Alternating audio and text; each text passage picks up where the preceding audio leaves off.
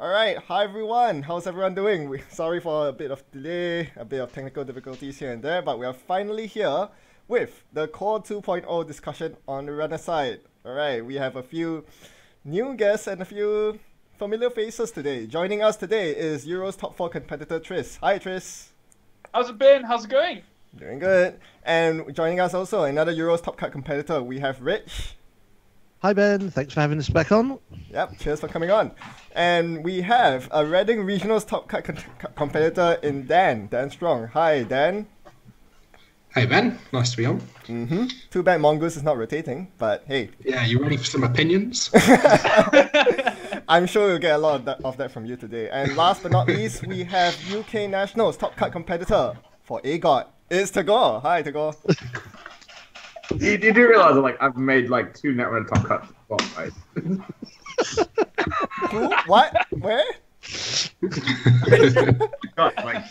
I'm sure you can give us some good insight into the cards in AGoT 1.0 that are rotating out.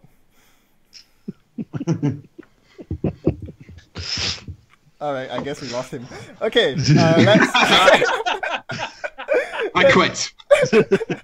I'm just pretending to be mad at you. Let's get on today with the Core 2.0 discussion on the runner side. We'll do this faction by faction, and we'll start with everyone's favorite runner, Reina Roja. I'm not that hyped about Reina coming back, but anyone? She's cool, I guess. I mean, she has flavor-wise the novella written. Yes, after... she's in a. Oh! She has a link. No. And you know what's in Core 2.0? I mean, spoilers for later, I guess, but there's a card that synergizes with Link. Well. Is it access to global sec? No, it isn't. No. I know it is not. What's rotating, Ben? What are you talking about? It will be missed. Access to global sec will be missed. RIP. Access to global sec. But yeah, Reina is a bit underwhelming, isn't it, nowadays? Yeah, she's not very good. Yeah, the thing is, she's really good in a ice-heavy environment, right? She's okay. She to some extent hopes on the court playing fair, and when there were 15 to 16 ice, there was a genuine credit. In every deck there's a genuine credit denial strategy that relied on Reina. So think back in 2014, there's that Anatomy of Anarchy deck that used Reina and the Count Siphon. And that was, just another core, keep the core credit down. But ultimately, right now, that 1 credit tax against stuff like Moons has 9 ice. Moon really does not care that much about paying a bit extra for 9 ice compared to back then. I mean, I like her. I mean, I think she's a really fun ability, and she's interesting. But ultimately, she's not very strong.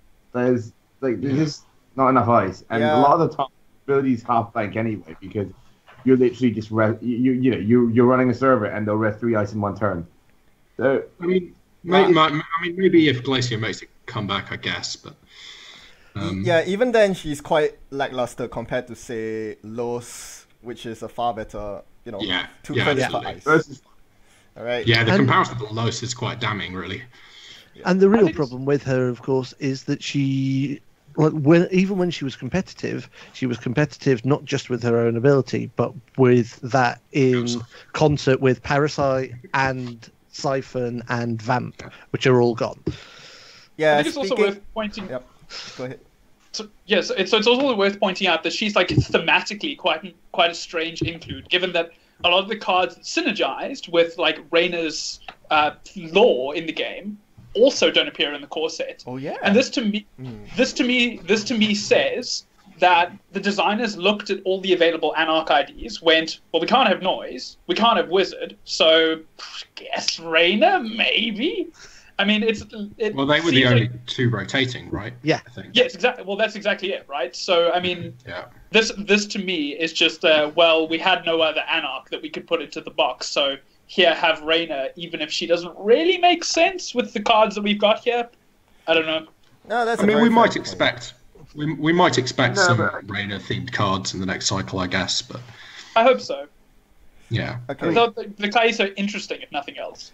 From chat, Nombre Generico mentioned that Lamprey, Siphon, and Reina used to be fun, and well, too bad we won't be able to play that because spoiler alert, Siphon's gone. But on that note, if y'all want to join in this chat, feel free to leave any comments you have in the YouTube comment section, and if they're interesting, I'll broadcast them out on your behalf. So with that said, very twisted definition of fun. I mean, it is. We can talk more about that when we get into Siphon Spam rotating. But for now, this is our ID for the Anarch side. Let's move into the breakers, shall we? That's a lot of breakers for Anarch. They have Morningstar, they have Mimic, all the fixed breakers, and Data Sucker. Oh, this is great. Yeah, this is great. So sweet. Yeah, what have they lost? You didn't put Morton.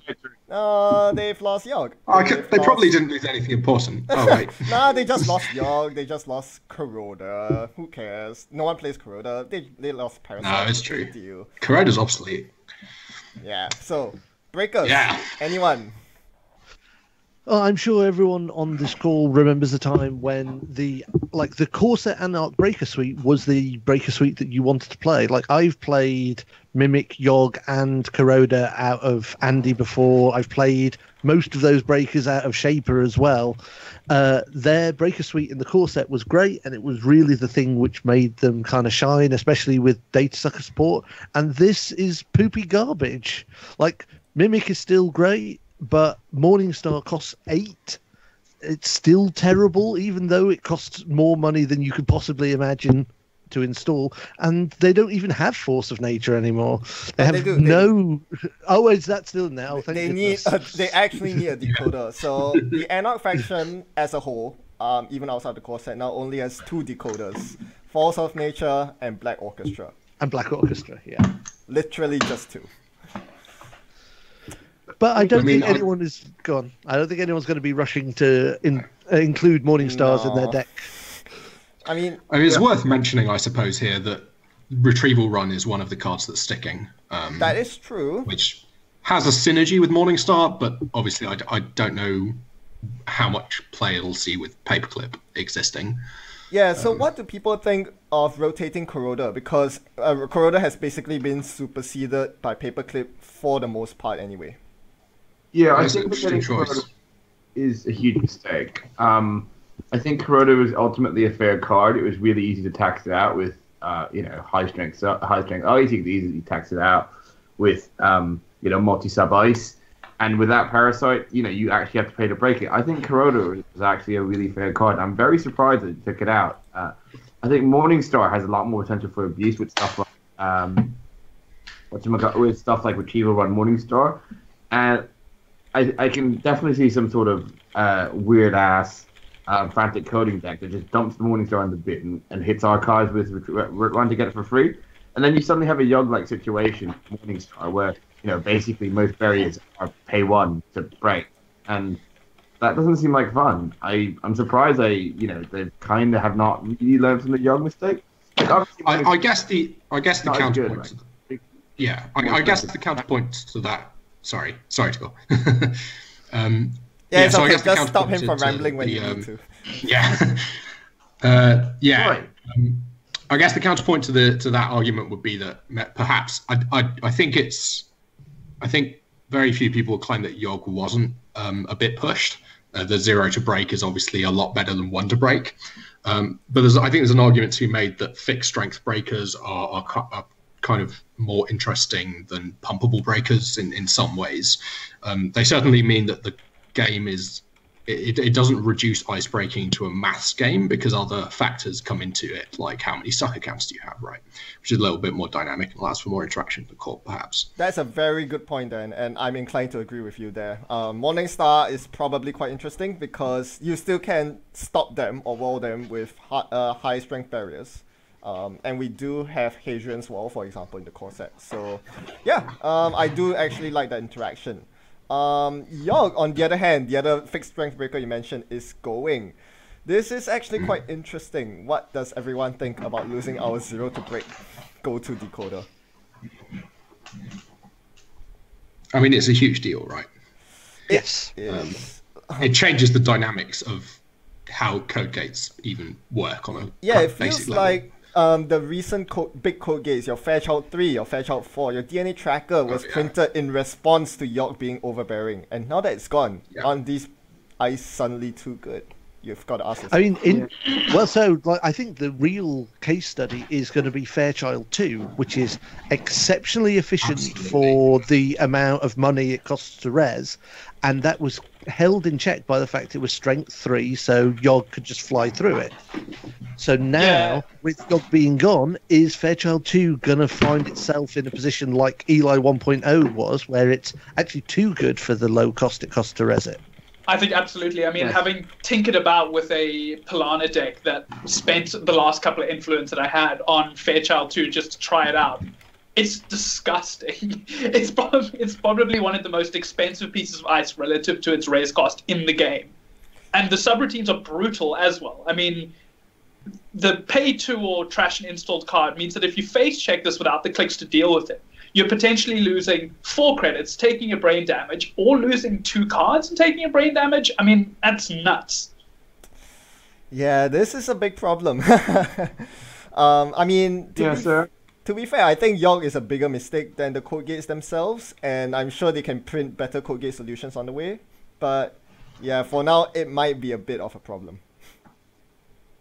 I mean, and also there's the fact that Runner Recon with Blue Moose is crazy at the moment, right? So the code gates might not be as big a problem as we expect, and there are some other really good decoders, right? Inversificator is nonsense, as I'm sure you the YouTube comment section just pointed it out. Good shout there. Inversificator is one way to deal with code gates. Good point.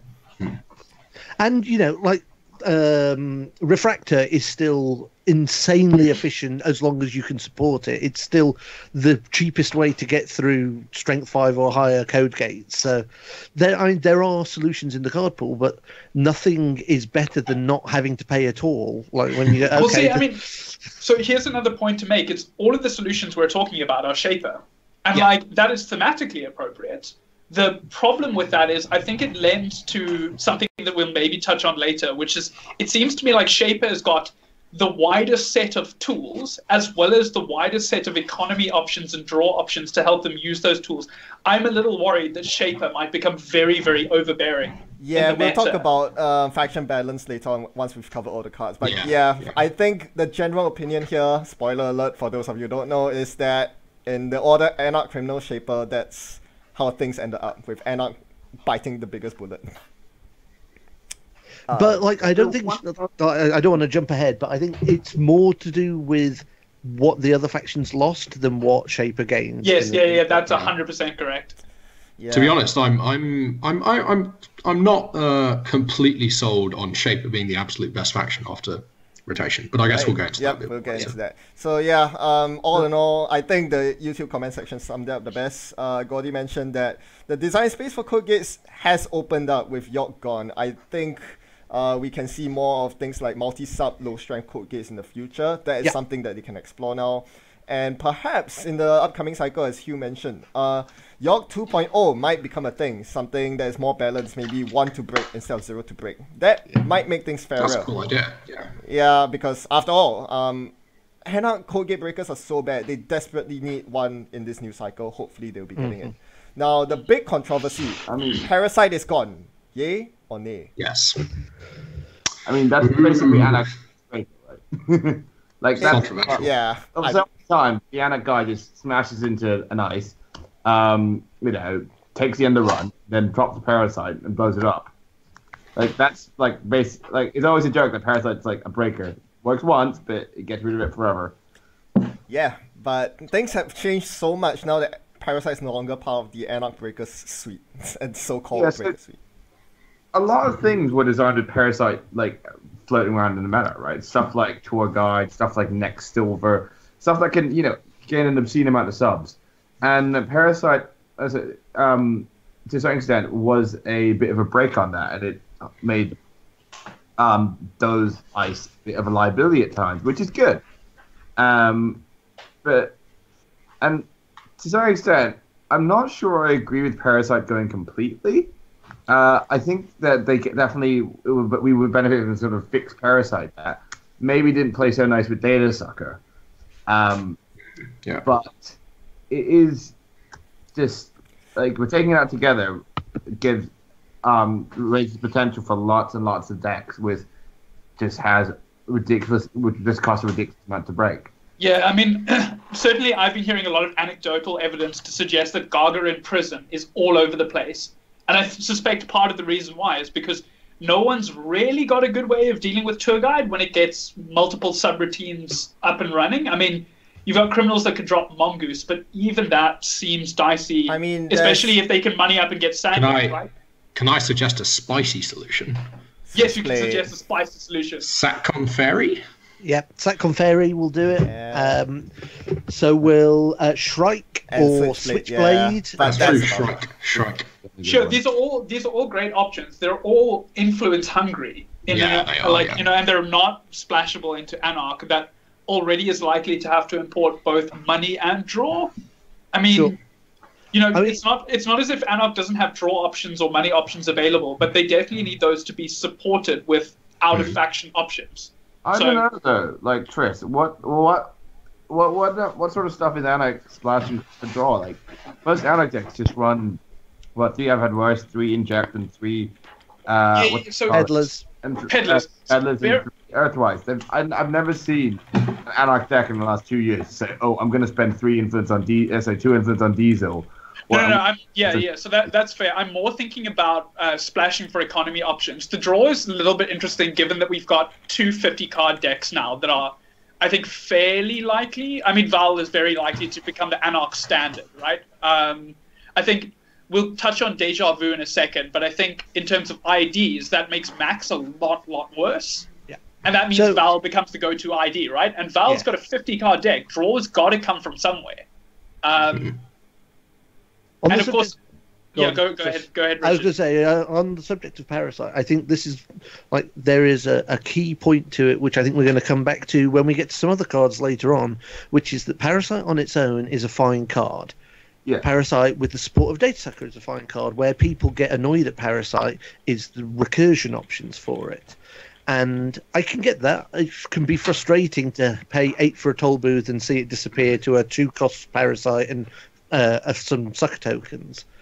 But I think the reality is that they've taken away the recursion options and they've taken the Parasite away, and I think that might be overkill. I mean, I think... So I would say something, about Parasite as well, which is we've kind of already touched on it. How the loss of Parasite may be helping Gagarin a bit, which I probably not very many people are that happy about. But there's a flip side as well, right? Which is that a lot of the decks that Parasite is probably some of the decks that Parasite is best against are Glacier decks, which res big chunky ice, right? Mm-hmm. So I do wonder whether post Core 2.0 we'll see more big ice being played, and that might be interesting. That could be good for the game potentially. I think in that vein, it's also worth pointing out that a lot of people's problem with Parasite was not Parasite by itself, like we've said. It's Parasite in support with things. And one of the big things that it was in support of was Cipher, which we all know is is a console that's way too powerful for its original influence cost. Oh, yeah. Arguably. How did that get printed again? Yeah, rumors abound about that process. I know, right, yeah.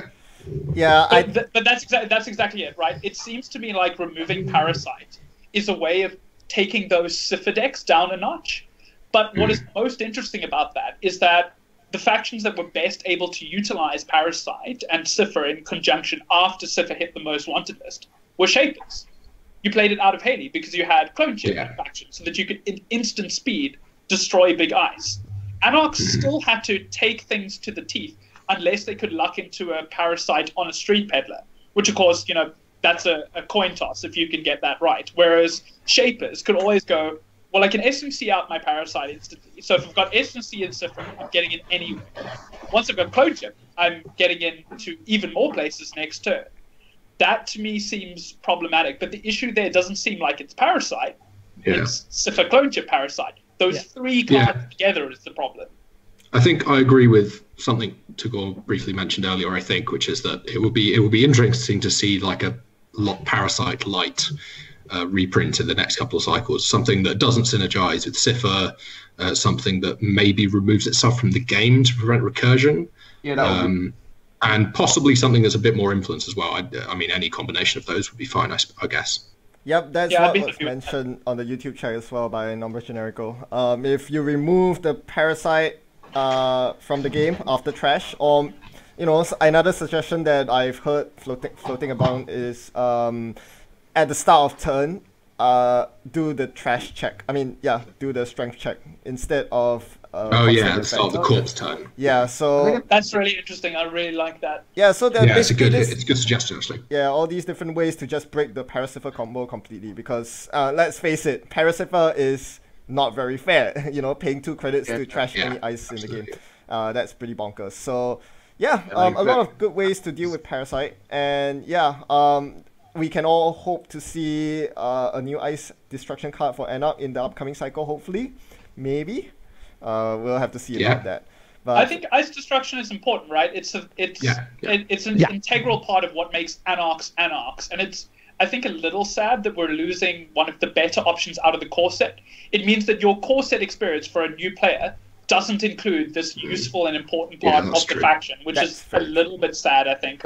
You also have to look at it from a new player's perspective. Like, no one likes getting this stuff blown up. So I think it is a good thing that we've taken out Parasite from the core, just because it is very disheartening for a new player to literally pour eight credits to a toll booth and then just have it blown up next turn by a combination of suckers. Tagore, I don't know if I agree with that being the case out of the core set. I think it's incredibly rare that you get people, holding onto data sucker tokens as new players so that they can at instant speed blow up a toll booth in one go. Like, for me, it's always been a really nice countdown timer where I raise my big toll booth, then someone drops a Parasite on it, and I go, oh, bugger, now I need to really start, rushing behind this thing before it's gone, or figure out a way to get something in front of it, or every couple of turns purge to keep it on the table. I think there's enough counterplay in the core set, especially amongst new players, that isn't much of a problem. I could certainly see in later iterations of the core set, further rotations down the line, including the cutlery or something like that, or a few of the cutlery. Yeah, as a way to get ice destruction in there. Yeah, but for now, I think ice destruction is evidently something that needs to be carefully controlled. Otherwise, you have bonkers things like Paracipher, and for that reason, I'm happy to see Parasite go. If it means that we can open more interesting design space in the future for ice destruction. All right, we'll have to speed ahead. All right, let's touch on economy and draw. That's the second section for Anarch. I'm happy they kept Liberator accounts. I feel like that's a very important part. I think Anarch would be unplayable if they didn't. Yeah, it's really unplayable now. But yeah, so now they have Stim Hack and Liberated. So that's something. Scrubber is staying. So for competitive players with owning all the collection, that's actually quite important. Replacement for Wizard. It's not a total replacement though. No, but I think them keeping Scrubber is a nod to the fact that they realised that assets are still going to be a problem. Wizard was keeping them in check to a degree, and without the access to Scrubber as well, people were really going to struggle to maintain like board parity against these decks which are just trying to install 3 assets a turn. Yeah, time will tell, but I suspect that Scrubber might prove to be the most important include in the core set of all the cards. Honestly, my worry with Scrubber is because of the kinds of decks that you're likely to see out of Anarch, again, going back to the 50-card deck size problem, the worry is that they're not consistent enough to draw into Scrubber to keep those decks in check. And, we've seen with decks like Moon that you can build up a 10-counter Moon within 7 turns. I mean, if the runner isn't going fast enough, you can fall behind so very quickly. I reserve judgment on whether or not Scrubber in the core set is enough to keep that in check. But I think, regardless of that, you have to put it in the core set in order for it to even have a chance of being enough. I entirely agree, yeah. And I think the other thing that kind of hurts is the fact that Hostage is rotating out. So, that's big. For example, you're splashing for it in Query, that it's a lot harder to find it now that you can't actually just search it up and install it. So you literally just have to draw this thing now, which like other people have said, can really hurt you in the Moons matchup where you just need to get the board control started ASAP. Yep. And also for Anarch, we have a bunch of low power recurring credit cards. Those are not important. We can. Final Motive, why? I was going to say, What? Final Motive is not as bad as people think it is, right? I agree. But I mean, you've got so many good consoles out of Criminal. Exactly. I mean, why not? The last thing you need why not? is an econ console. Here's a thought, right? You kept Imp in the core set. Why not Grimoire? Like, one more counter on Imp seems really, really good, especially because Grimoire no longer synergizes with Parasite. Yeah, so I was going to talk about this later, but maybe it's a good thing to bring up now, which is that it feels like they are doing something with viruses, maybe. So I wouldn't be surprised at all if the plan at FFG is to rotate out all the powerful viruses, rotate out Grimoire, and then print some really interesting and maybe like quite pushed virus interactions in the next cycle that would have been very broken, or that could have been very broken with those cards still in the game. Yeah, that seems fair. Like, it opens up a lot of design space, right? Exactly, yeah. Like if no virus comes in with +1 counter, like they could do some really, really busted medium like shit again.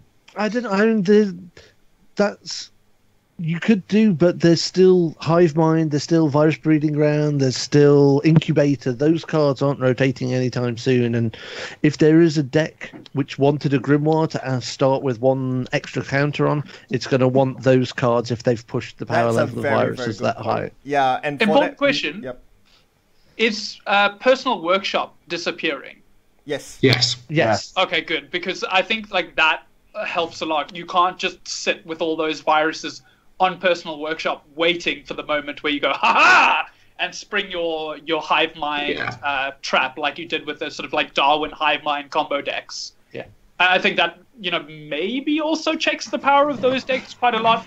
It's really hard to build up Hive Mind counters and also have these viruses sort of sitting waiting ready to be played in one go without something like Personal Workshop. So I'm a little less worried about, massive virus counter shenanigans. Yeah, I don't think it's necessarily going to be a problem. I think it might just open up some interesting design space. I mean, we've seen a spoiler for Friday Chip. Right? Friday Chip, is that what it's called?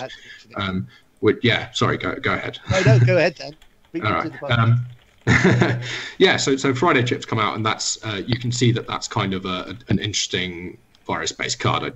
Should I go a quick refresher of what it does? Yeah, go ahead. It's basically is like a 2-cost hardware or something. Yes. And whenever you trash a corp card, if I recall correctly, you put a virus counter on it, and then at the start of your turn, you can move one virus counter off it onto another card. That's exactly correct. So, for instance, this allows you to have infinite imp or infinite-ish imp until they purge, but it lets you reuse imps, and obviously, I think. This is jumping ahead a bit, but spoilers, medium is rotating. So Friday Chip would have potentially been... it's not a huge power boost to medium, but it is a power boost to an already powerful card. Good point. So that's another way in which asset spam could be controlled once the upcoming cycle slowly gets released. But moving back away from viruses to econ and draw, here are the cards that are rotating out. Most notably, Wild Side is going. No more parties late at night. Queen's Gambit. Sorry. I was so sad when I was sorting through my collection earlier today, and I got to Scheherazade, and I looked at Scheherazade, and I thought, oh no, is Scheherazade rotating? And I looked it up, and Scheherazade was rotating. It was crashing. Yeah, I used to play. Guy will be shattered. He's going to be devastated. I mean, any Professor player, I think, is going to be really sad to see Scheherazade. I mean, I used to play a fair bit of Noise, and I'm a bit of a Noise fanboy, so it was memories, man, memories. But also like Pawn Shop, Shape of Bullshit. Scheherazade is fun. It's a shame. Anyway. Yep. And Queen's Gambit also. I mean, I disagree with this. Queen's Gambit is such an interesting card. It's great. I mean, there are so many great stories of people Queen's Gambiting something, and then it turns out to be, you know, the breaking news into Scorch that kills them, or Queen's Gambiting something and running on it later only to find it was Junebug. I mean, it's a great card. It's a lot of fun. Yeah, I think. I guess the reality is. Sorry, go ahead. It's just not enough slots in the core. That's what I think. That's why I took that. I think they wanted an Anarch Econ option, and that went to Liberated, and that they just had to get rid of Queen's Gambit because it's just not enough slots. I mean, the other thing about Queen's Gambit is it's used a lot in like really low credit decks, such as like Reticent Cheese Plate, which is Dan Genio's max DLR deck. So I can see why they kept Liberated over it, but ultimately I think it's. I don't think it's mutually exclusive. You see, there are a lot of one-offs on the runner side when it comes to, you know, random cards or econ cards. They certainly could fit in Queen's Gambit and Stim Hack along with Liberator in there somehow. I agree with that. It's not just in terms of like actual physical cards in the core. It's just I think that they're trying to keep the factions relatively balanced in terms of how many money cards, how many money options that they have that are not going to rotate, which is why they've only kept Stim Hack and Liberated for Anarch. Only they've kept the Bank Job and the Easy Marks for Crim, and they've kept Opus and Modded for Schaefer. Right? They're trying to. And ESOPs, they have 3. Yeah.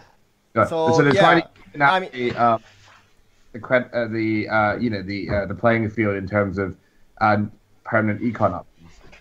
Maybe. I still don't agree, especially because Reina is featured on Queen's Gambit's art. Like, that screams, please put me in the core set as well. So, I don't know. Yet another thematic lost opportunity. Yeah. Yeah. Alright, Joshua B is also rotating. Aww. Hooray! Hooray.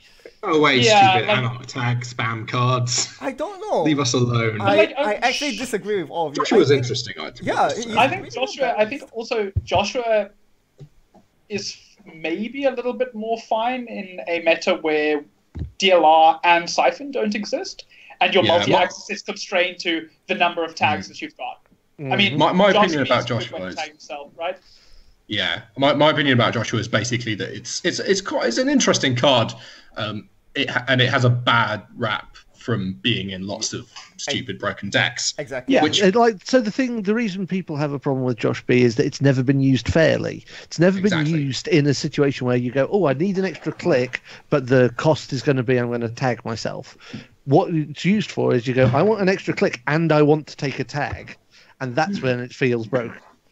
But I guess the reality is that that's a limitation of the card, right? Yeah. I think it's one of those cards which, unfortunately, is not quite good enough to be good in and of itself, and so is only really playable in kind of silly full-on tag me strategies. Yeah, that's the very definition of playing a card competitively, right? Using it where there's the most synergy possible. I mean, if you compare it to Beth, Josh B is definitely not more powerful than Beth, I'd say. They both give an extra. To me, this is also interesting, right? Because we spoke on the corp side about the lack of tag me options out of the core set and how this like drastically hurts NBN. Here was a really easy opportunity to fix that problem. You know, just include Joshua B as your one-off card for the faction. You know, submit to your that is one of the strangest decisions in the core 2, I think, on my side. The inclusion of all these. They're clearly pushing NBN to be more about tag punishment, and yet, no tagging cards at all. There's no tag cards, and then there's all no. Well, so yeah, there's a card you can give a tag with, but there's also no way for runners to tag themselves unless they just go. That's what I was. I'll run into the Data Ravens all the time. Which it's weird that runner has. It's weird that the runner has no way to tag themselves, because that's a pretty core, like tags as a cost to do something is a pretty core part of Netrunner, right? And I think it's also it's a really interesting thing because there's a high risk reward element to going tag me in any given game. One of the things that people really hated about CTM hard hitting news was the fact that it forced you to go tag me even when you didn't want to. But it was really interesting to play decks that did decide that they were going to go tag me and they were going to go, well, screw it. You know, I'll take 14 tags, you can psycho out the Beal if you can find it before me. I think that kind of risk reward was really cool, and the fact that it was tempered by the existence of meat damage, kill, psychographics, closed accounts, made it a really exchange. Yeah, I mean the problem is that you can't make it too easy for the corp to land tags. Equally, you can't make it too easy for the runners to just ignore tags as a designer. I mean, it's a difficult balance. Yes, exactly. Yeah, maybe we'll see the clan subtype fleshed out more as we move along. But for now, we need to move along as well. The Anarchs have lost their breakers, they've lost Wildside, they've lost a bit of economy. Things are not that bad, right? What do you think they've lost in their win condition? Everything. They've lost all of their win conditions. Everything. So, and Shaper and most criminal have lost all their win conditions on this slide as well. Yeah. Well, you can't import these things anymore. Yep. No more mill. 2.0. No more R&D pressure. I don't think Anarch has any other R&D pressure card that directly gets multi-access. And no more HQ multi-access either. This is a joke.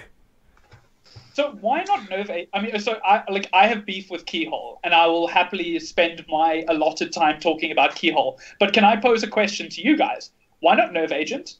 Why is that card not in the course? Shout out to Catherine on chat who mentions Rip Diaper. Rip Diaper. Seriously. No Rip Diaper. Good riddance. Good riddance.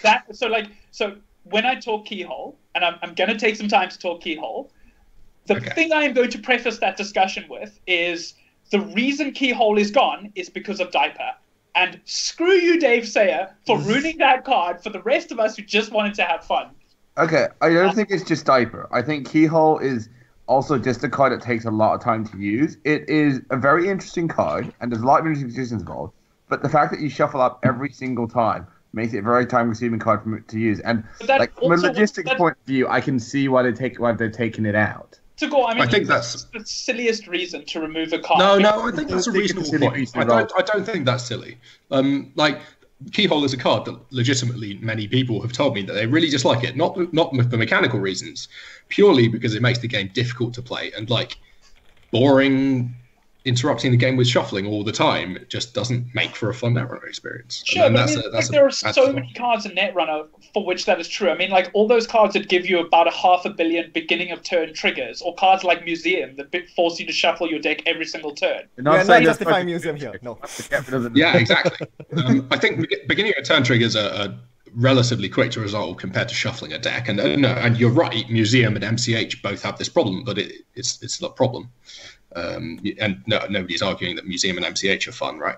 I think some people also do not like the fact that Keyhole just completely bypasses an interesting aspect of the game in ambushes. I know it's not the most competitive thing, but the ability to just say, haha, no snare for me, is kind of an insult.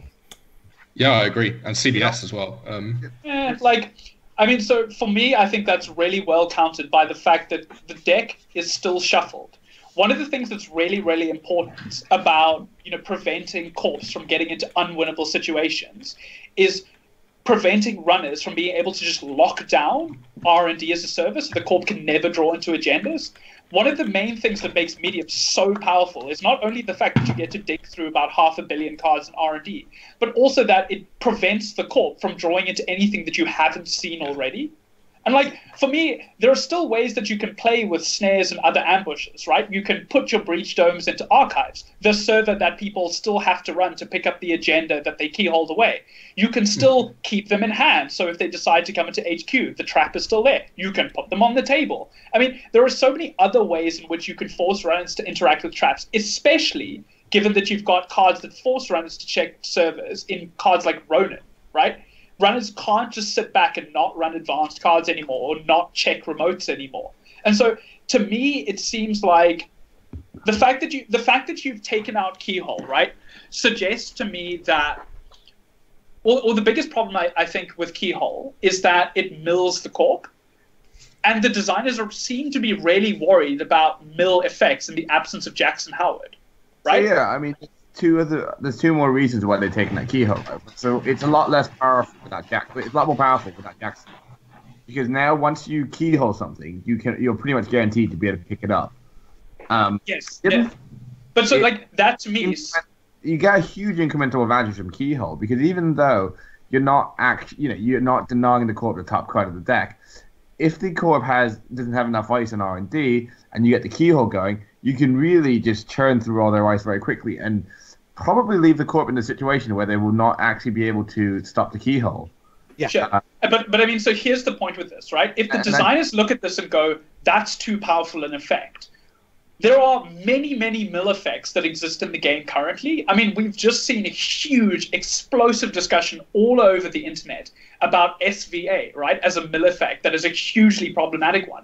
If the designers recognize this, why is Jackson rotating? And I'm sorry to go back and beat a dead horse here, but like the fact that you're removing keyholes suggests to me that you've recognized that this is a problem, but you then don't give corps the tools necessary to deal with that problem.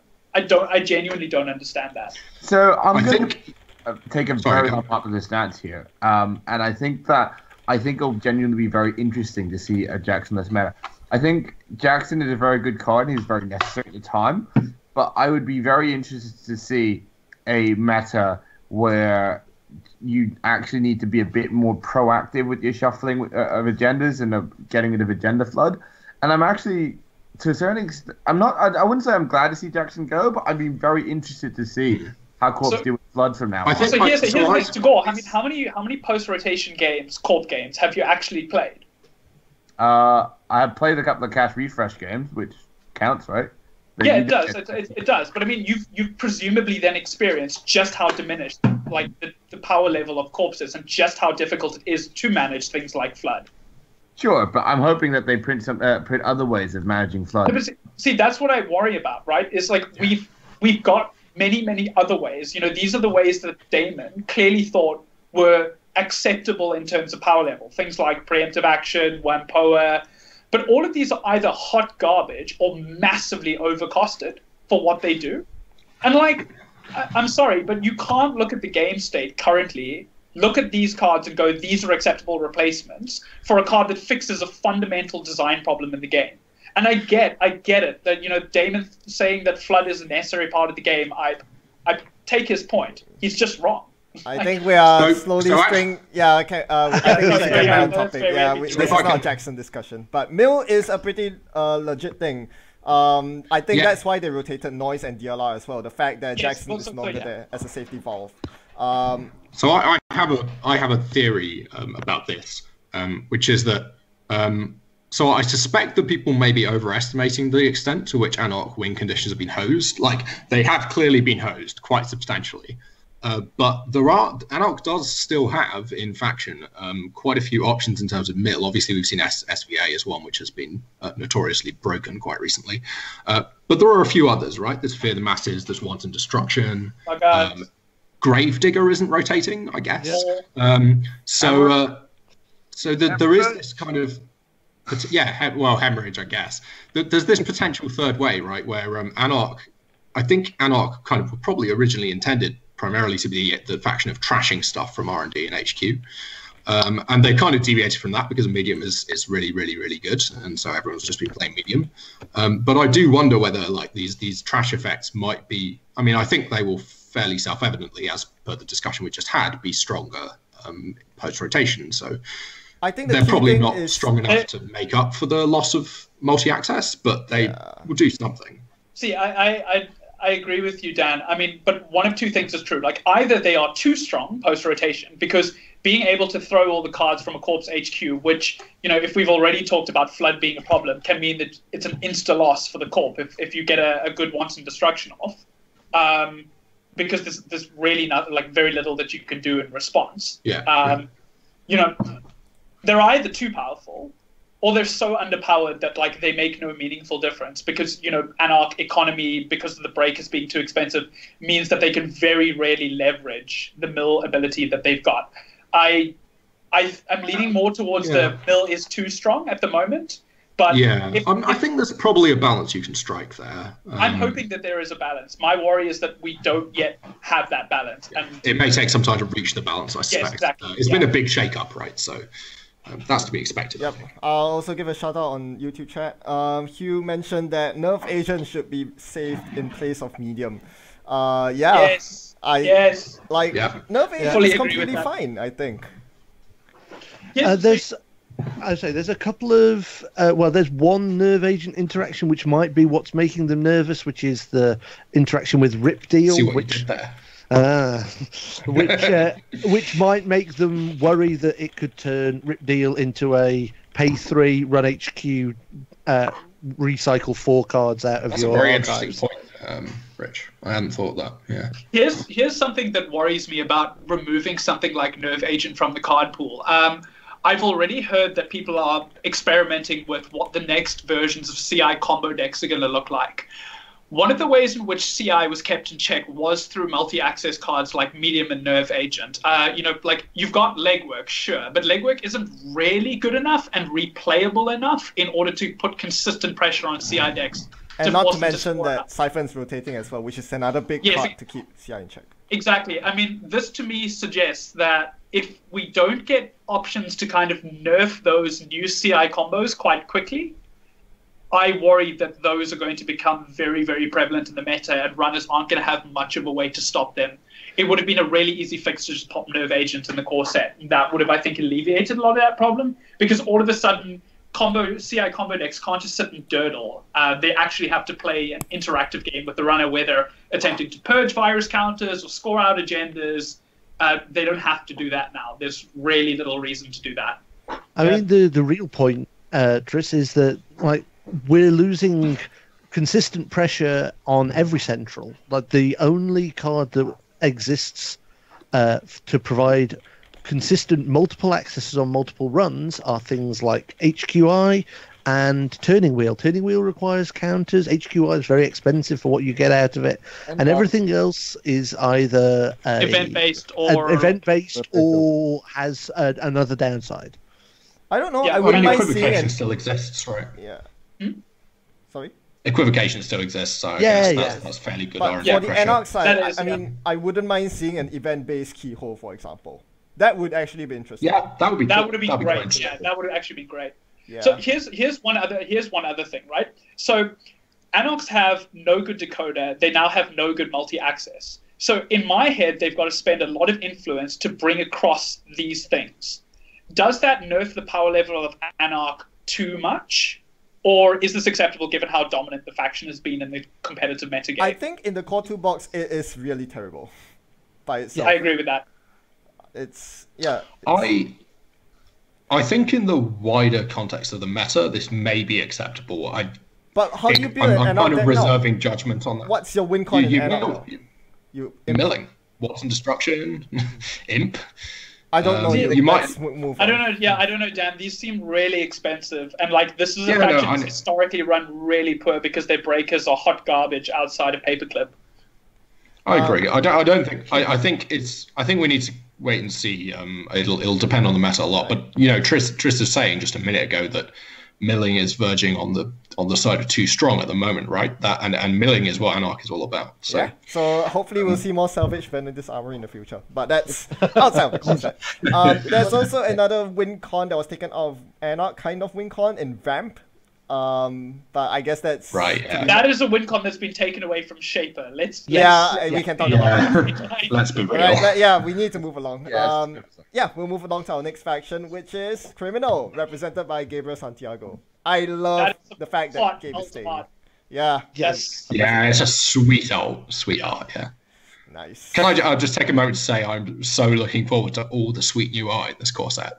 Yeah. I would have been way more happy if, as a nod to veteran players that have bought into multiple copies of the core set, it was just IDs and your 3-ofs that got new art. Yeah. Because, I entirely agree there. Yeah, having to buy 3 copies just to get the sweet new Ash alt art is tragic, and there is no way I'm doing Oh man, is it Singleton Ash? It's Singleton Yes, Ash, it's so Singleton Ash. if you want the full sad. Here's the thing. I know, right? There will is take you Ash back in £90. there is Ash in the Food Court's World Champs deck, so that's something. And anyway, Okay, cool. Thanks, babe. Yeah, but that'll be old Everyone- lame art. Yeah, exactly. We want sweet, hot, new art, right? come Like- on, it's a good compromise. At least you can use your old cards. They're Is it legal though? for play. Okay. No. So what you can do is you can really irritate Mark Mottram by playing one of the world's deck, one of the new core art, and one of the old art. You're also just genuinely hurting yourself, right? Because the thing is, as a corp, you want to keep them, the amount of cards you haven't picked. But hey, who cares about competitiveness? We just want to play all these cards. Because then the runner can literally card guard like, oh, I've seen one of the core art, one old art, and one full art. Ash. Okay. So you do 3 of the same art.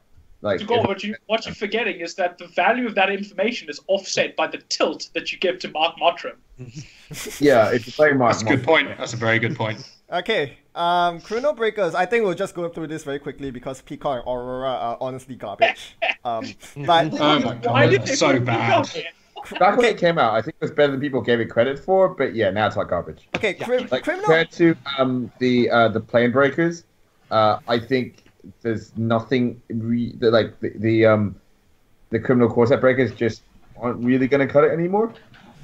Fairy's fine. Yeah, okay, so Criminal actually gained Fairy, which is a really nice include. Getting Fairy's that's awesome. Fairy's sweet. I mean, it's not that relevant nowadays because the more painful eyes tend to be the code gates, but hey, it's something.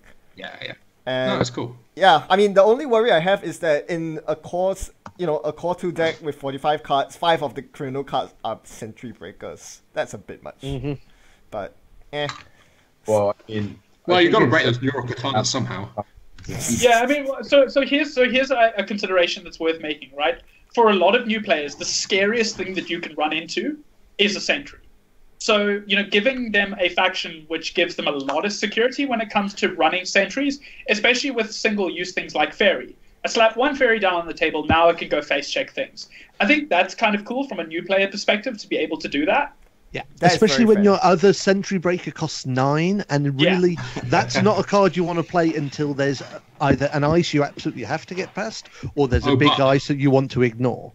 Yeah, I think that's a very good contrast to have in the Core 2 set as well. There's the very cheap and disposable Fairy, and on the other end, the heavyweight Fem.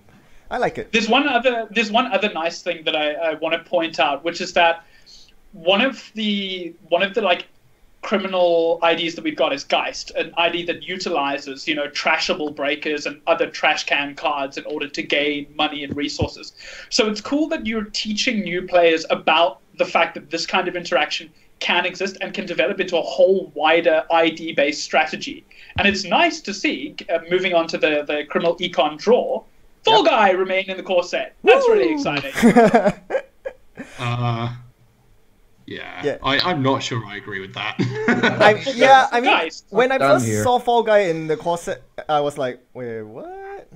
Don't really get it. I have really mixed feelings about this card, right? This is a Geist card. Come now. It's a Geist card, but it's also a wireless net pavilion card. Yeah, I was thinking the exact same thing. It's a tagging card. Okay, here's the thing with the wireless net pavilion interaction. Dummy box actually exists now, so Yeah, exactly, right? We know that. Sorry, what did you say actually exists? Dummy box. Dummy box. And that's not the thing for a long time. So, Yeah, that's true. The bigger problem is wireless net, not so much these resource prevention cards, I would say. Yeah, that's reasonable. That's reasonable. Wireless net is obviously the problem card in that. I think also it's worth pointing out that given a lot of our meat damage protection is in the form of resources now, having ways of preventing resources from being trashed is kind of useful. Yep. True. All right. Gotta prevent that Guru Davender from being trashed. I know, right? Yeah. I was more thinking Citadel and the Mercs, but sure. Yeah. Right.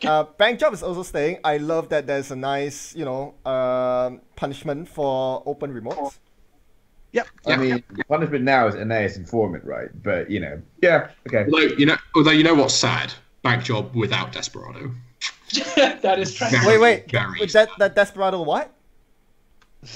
Yeah. Have you not heard, Ben?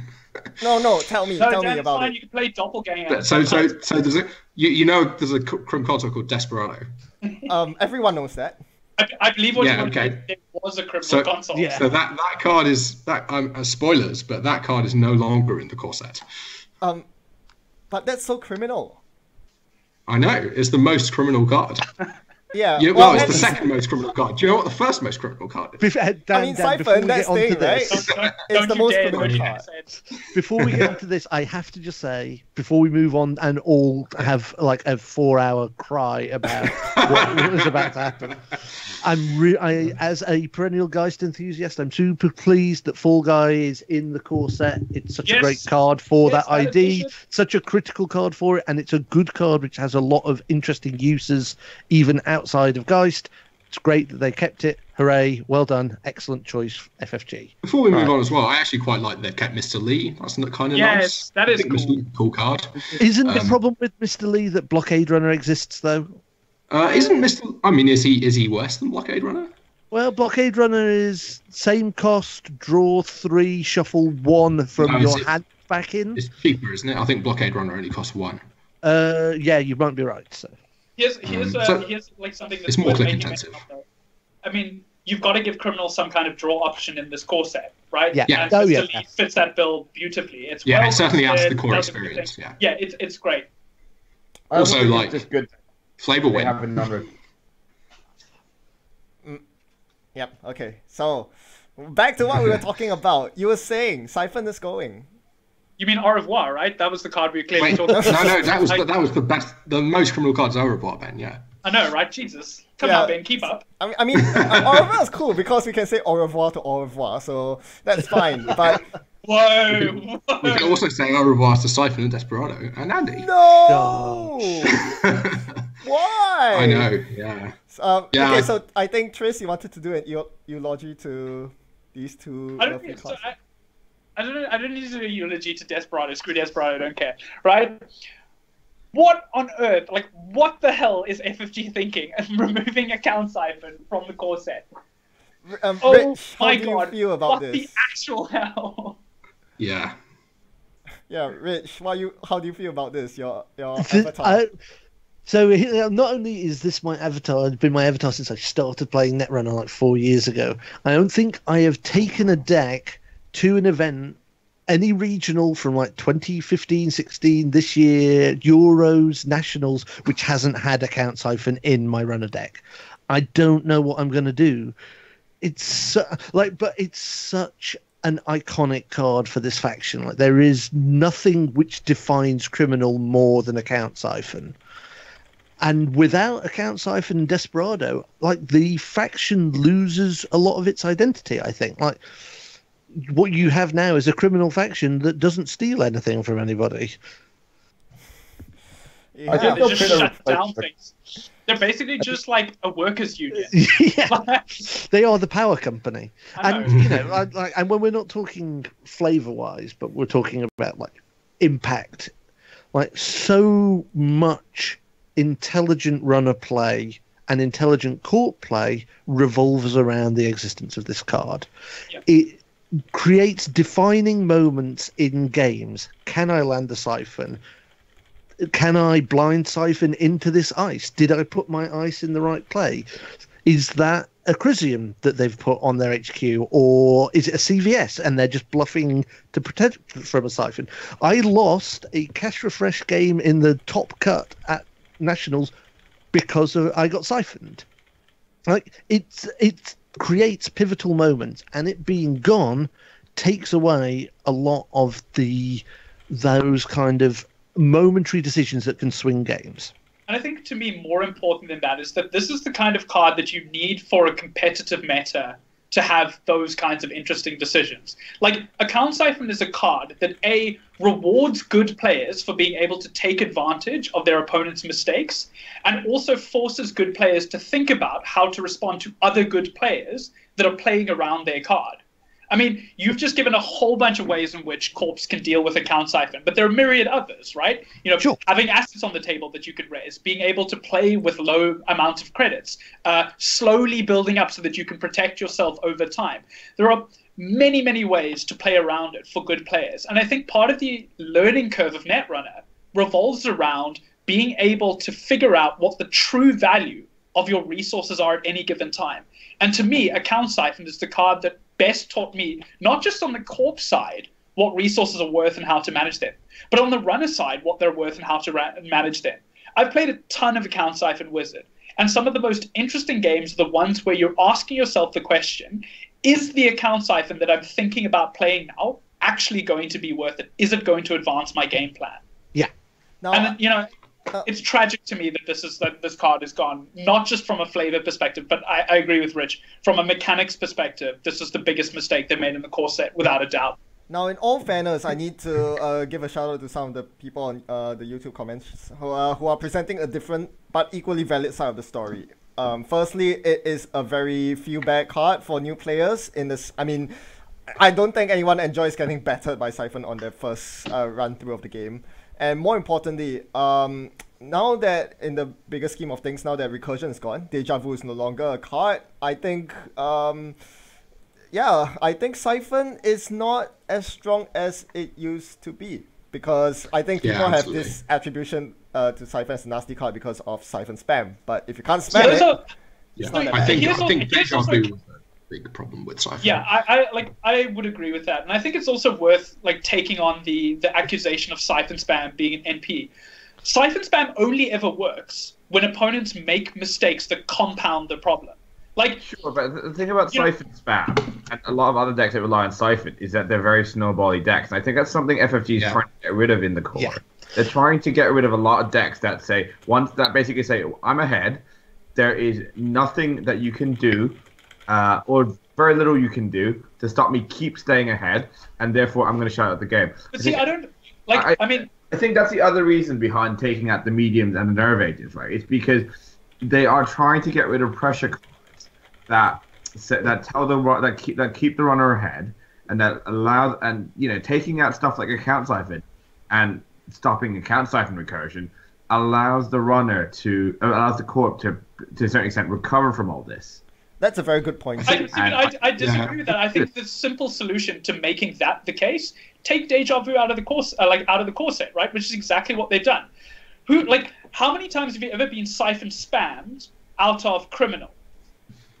Where Siphon spam exists is in Anarch, because you've got Deja Vu and access to Same Old Thing, right? Which means that you make your total number of Siphons go from 3, potentially 6, to 9. Potentially more if you then have other ways of recurring that card. That's the issue, right? Sure. This is the point I made with Parasite earlier, and I was specifically pointing ahead to account siphon, which is the first siphon is not the thing that loses you the game. Exactly. It's the 8th siphon that loses you the game. And I think one of the reasons it feels very NPE is that normally the first successful siphon gives you the money to land the second, and then to land the third and the fourth. That's snowball effect, right? Yeah, precisely. The thing is, that doesn't mean the 8th siphon loses the game. You lost the game at the first siphon. It just until but Tagore, that's not you fully lost it. As someone who's played enough Siphon Wizard to know how difficult it is to actually end up in a situation where you can repeatedly siphon someone over and over again, Corps really haven't lost the game at the point at which the first siphon is landed. Tris, that is true, but on the same token, I think there are a lot of less competitive players out there who just don't really like this experience. It's so difficult to dig yourself out. But this to me then says that this decision was not made from a game mechanics and interesting game decisions point of view. It was made for placating people that don't like a particular card. Well, it can be both, right? It can be both. Because there's no mechanical justification for this, right? No, because I think it's reasonable to suggest that FFG are probably going to print a siphon replacement in the first few packs, and obviously not as good as account siphon. It is probably going to be slightly tweaked. And this is entirely speculative. Depending on what that looks like, it might be great or it might be absolute garbage. I think that's the But if they do a good job of it, but strongest, let's imagine that card is not as good as Siphon, but still good. You're still going to have players belly aching about how overpowered that card is. And that to me is the problem. There is no way to placate people and also keep this mechanically interesting card. You have to choose one or the other. I don't think that's entirely fair. If it's that's a common straw man argument that's brought out whenever people talk about balancing cards, is that if you balance a card, it's just going to be, people are just going to demand that you balance the next card some more. No, that's not the argument that I'm making, right? I do think that there exists a well-balanced account siphon. maybe a 5 for 5, I think, looks way more balanced as a fair card, where it means that you don't gain additional tempo from being able to land the Siphon. The Siphon is for denial, not for improving your own game. I think that's completely fair. I still think people are going to bitch and moan about the existence of that card. Like, I mean, it's possible, but we'll since see. it doesn't exist, We'll see how that pans out if that card gets printed. But I think it's a fair concession, to remove account Siphon from core so that we can perhaps have a redesigned version in the future. Yeah, it's interesting. It's important to keep in mind that they can't print new cards in this core set, right? So that's a big limitation of any change. Sure. That's fair. Yeah. Yeah, I mean, because if you keep Siphon at the new card, you're just going to literally have account Siphon 4, 5, and 6 and Crim, right? Yeah. Okay. So that's Siphon for you. Long heated discussion. Yeah. Let's move into the next heated discussion. Desperado is going. I can accept before that. we leave this slide. Sorry. We just talked about Andy. Can we talk about Andy? Yeah. Andy's too strong. She needs to go. Let's We don't talk need to about talk about that. And Andy's too strong. Let's get her out of the way. No. Yeah. I just want to say that I think the fact that she's just the default runner for pretty much any Crim strategy was just a bit boring, and I'm sort of glad she's going away so that you have a bit more diversity in Crim again, so that even if you're trying some sort of weird quickie strategy, before Andy was taken away, you just run it out of Andy, right? But now there's a lot more incentive to actually use the other Crim IDs, which is good. Yeah, it's like ETF. Yeah. So I'd be lying if I said I wasn't going to miss Andy, but I think, and that is kind of the same situation as Noise. I quite like those IDs, and I had some fun games with them, but I understand that they were pushed and probably need to go. Yes. So, I mean, I wanted to go back to the ETF comparison because I read some of the comments in the last video where people were complaining at my assertion that, ETF isn't the problem, all other HB IDs are just garbage. This is not the problem that you've got in Criminal, right? All those IDs are really interesting and really cool. Yeah. Here is a clear-cut case where the card that's printed is too good relative to the existence of other cards, which are good relative to the existing pool of IDs. I don't think that's true of HB. I think we need new HB IDs. I don't think we need new Criminal IDs, aside from just making the game more interesting. Sure. Okay, we won't get into the HB discussion. Okay, Desperado. Okay, can we move on to Desperado now? I can accept Siphon going away and making way for a new one. Desperado though, it's so core Netrunner running and rewarding your. Ben, I disagree with you on this one because Desperado has the ETF problem. Why play any other console than Criminal? Yeah. Unlike Account Siphon, where you could potentially build strategies that don't revolve around Account Siphon. See Spycam's Geist, for instance, that didn't use Account Siphon in some of the builds that existed.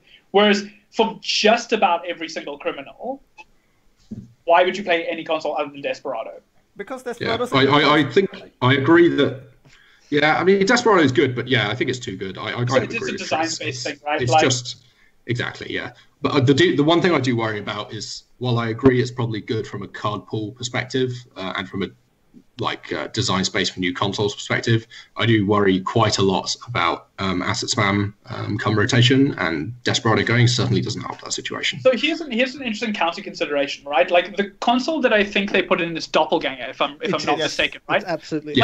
Doppelganger is a really interesting one for helping criminals to deal with asset spam, because a lot of the games that I played as Andy against Moons, I wasn't really interested in trashing resources except for key ones. I was more interested in being able to check them consistently.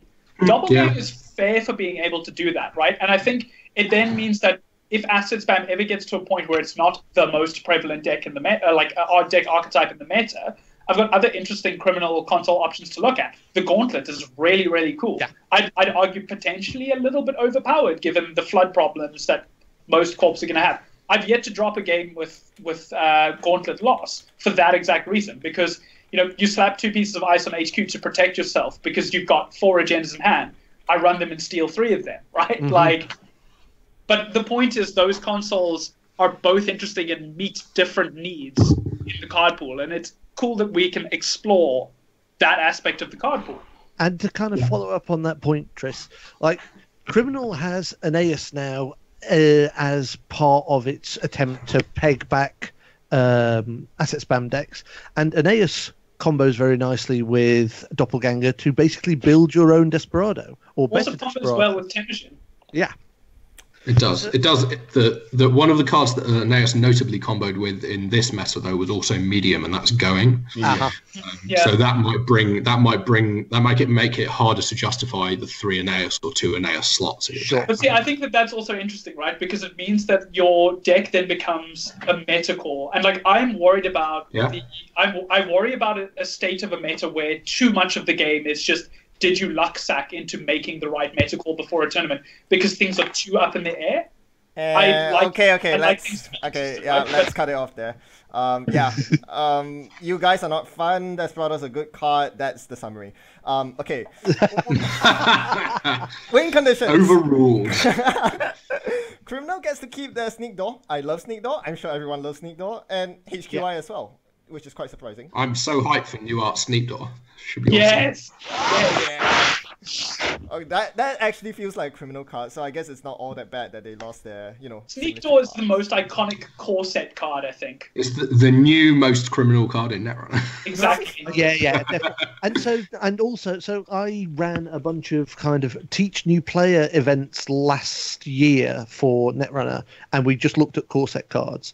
And outside of Stimhack, Sneak Door was the card which surprised people and won games as the runner, because it's one of those things where if you're playing as a corp and you don't think, oh, but what if they play a Sneak Door and then run my archives 3 times and take 4 points out of my hand, then it teaches you to think more about what your opponents are holding as well as what you're going to be doing on your turn, which is great. It's brilliant. It's a very nicely well-designed card. I think it's also a card that gives a great first moment in Netrunner. Like, one of the things that we love about this game is we can all pinpoint like moments where we fell in love with the game, or like a particular card or a particular interaction. The first time someone puts Sneak Door on the table and goes, I'm going to make a run on archives and now I'm running on HQ, and you respond with, what? You can do that? Is really, really cool and a really important part of Netrunner, I think. Like, and I would hate new players to have that experience denied to them. Yep. All right. So... And it's just jumping back to IDs quickly as well. Sneak Door combos with Leela quite well, which is potentially the best new Chrome ID. I don't know. And Gabe as well. I don't know.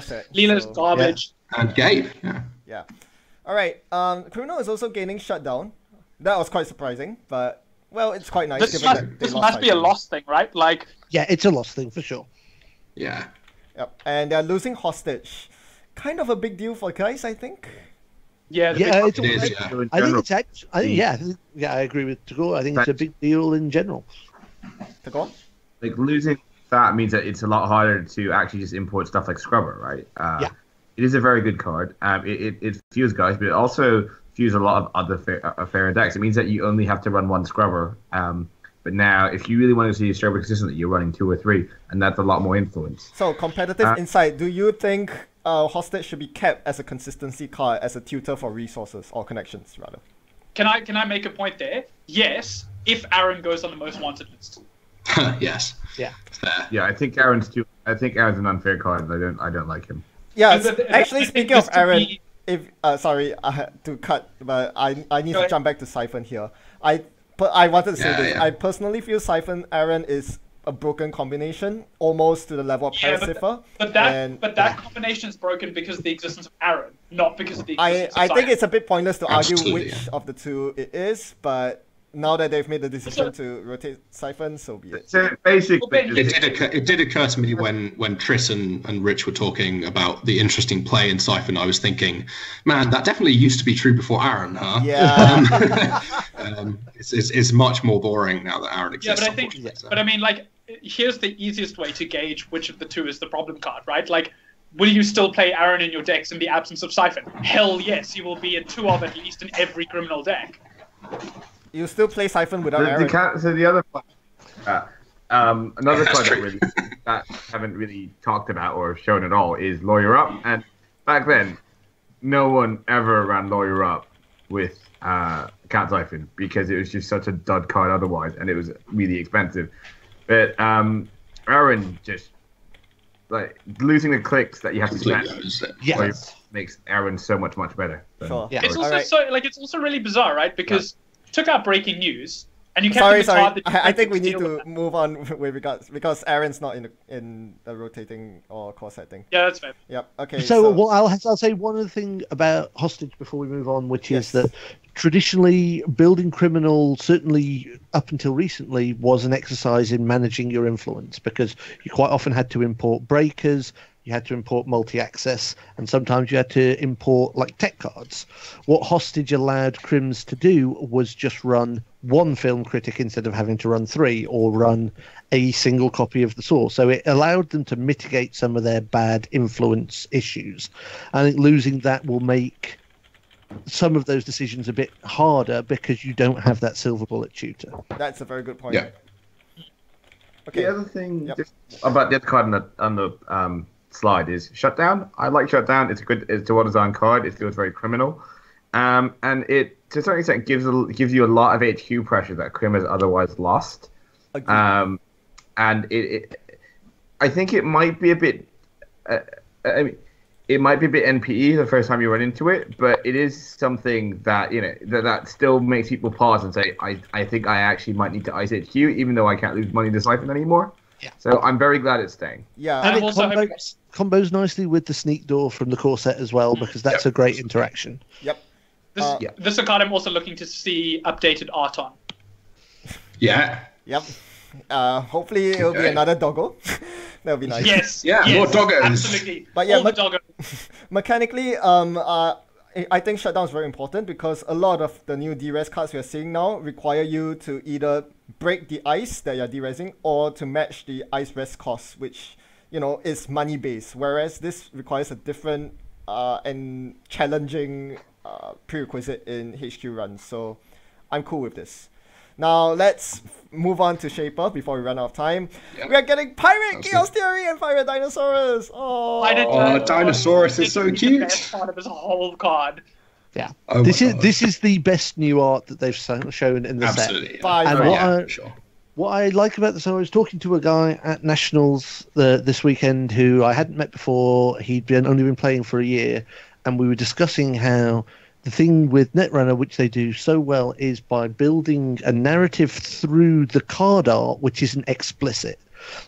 You can follow the trails of characters through the art that they appear in, and there's no explicit story or flavor text which says, oh, this is what has happened to those people, but you can just visually see the experiences and the changes that they've gone through, and I think this is a brilliant example of that. It's also nice given that the last time we saw Chaos Theory, she was in a lot of trouble. So it's really cool to see like a Chaos Theory that looks more edgy, looks like she's back on her feet, which is exciting to see. That's really great. And I mean, being the poster child of Netrunner, I would argue, I'm very happy to see her safe from rotation as well, along with her pet console. All right. Yeah. Can we take a moment here? Sorry? Sorry, Tagore, go ahead. Can we just take a moment here to mourn what we've lost? No. We'll move on to that later. No, I'll give you your time in highlight later. First, let's have a look at the breakers. Yes, don't worry, Tagore. We'll get there. Okay. We're getting Pipeline, which I'm not putting here because Pipeline. Gordian Blade. I've heard from some of my friends that Gordian Blade is NPE. What do you think? I've heard it's obsolete. Yeah. Are you on drugs? Exaggerated. So hang on. I would like to ask this question. Inversificator is so expensive for so many decks. Like it's a really big tempo hit to install Inversificator. I often find as a criminal, I'm way happier to see Gordian show up in my hand than I am when I'm playing Inversificator. And for that reason, I don't run Inversificator anymore. It's just too expensive. Well, you're objectively wrong, I'm afraid. Yeah. Okay. No discussion. Yep. Okay. I don't know. I'd say, like in Crim, you're probably either going to be playing Inversificator because you feel like you can support it, or you're going to be playing a Bagnall because you don't really care about breaking code gates that much.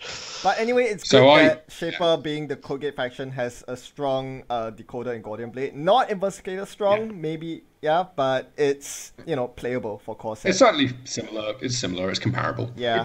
They also have battering ram. And yeah, it's important they have in core set. Battering ram. Yeah. That's a card. Yeah, it's okay. I mean, core set cards. Yep. I kind of like battering ram, to be honest. I used to play it when I was starting out. I played it quite a lot actually. I really wish it was just one MU.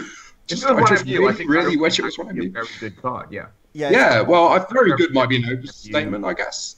Because 2 to break anything is always a bit of a problem. But it would certainly be playable at 1. No, yeah, definitely. I think I can definitely see Shapers just saying, "Oh, I'm not going to import anything," and just run Bram if it's one.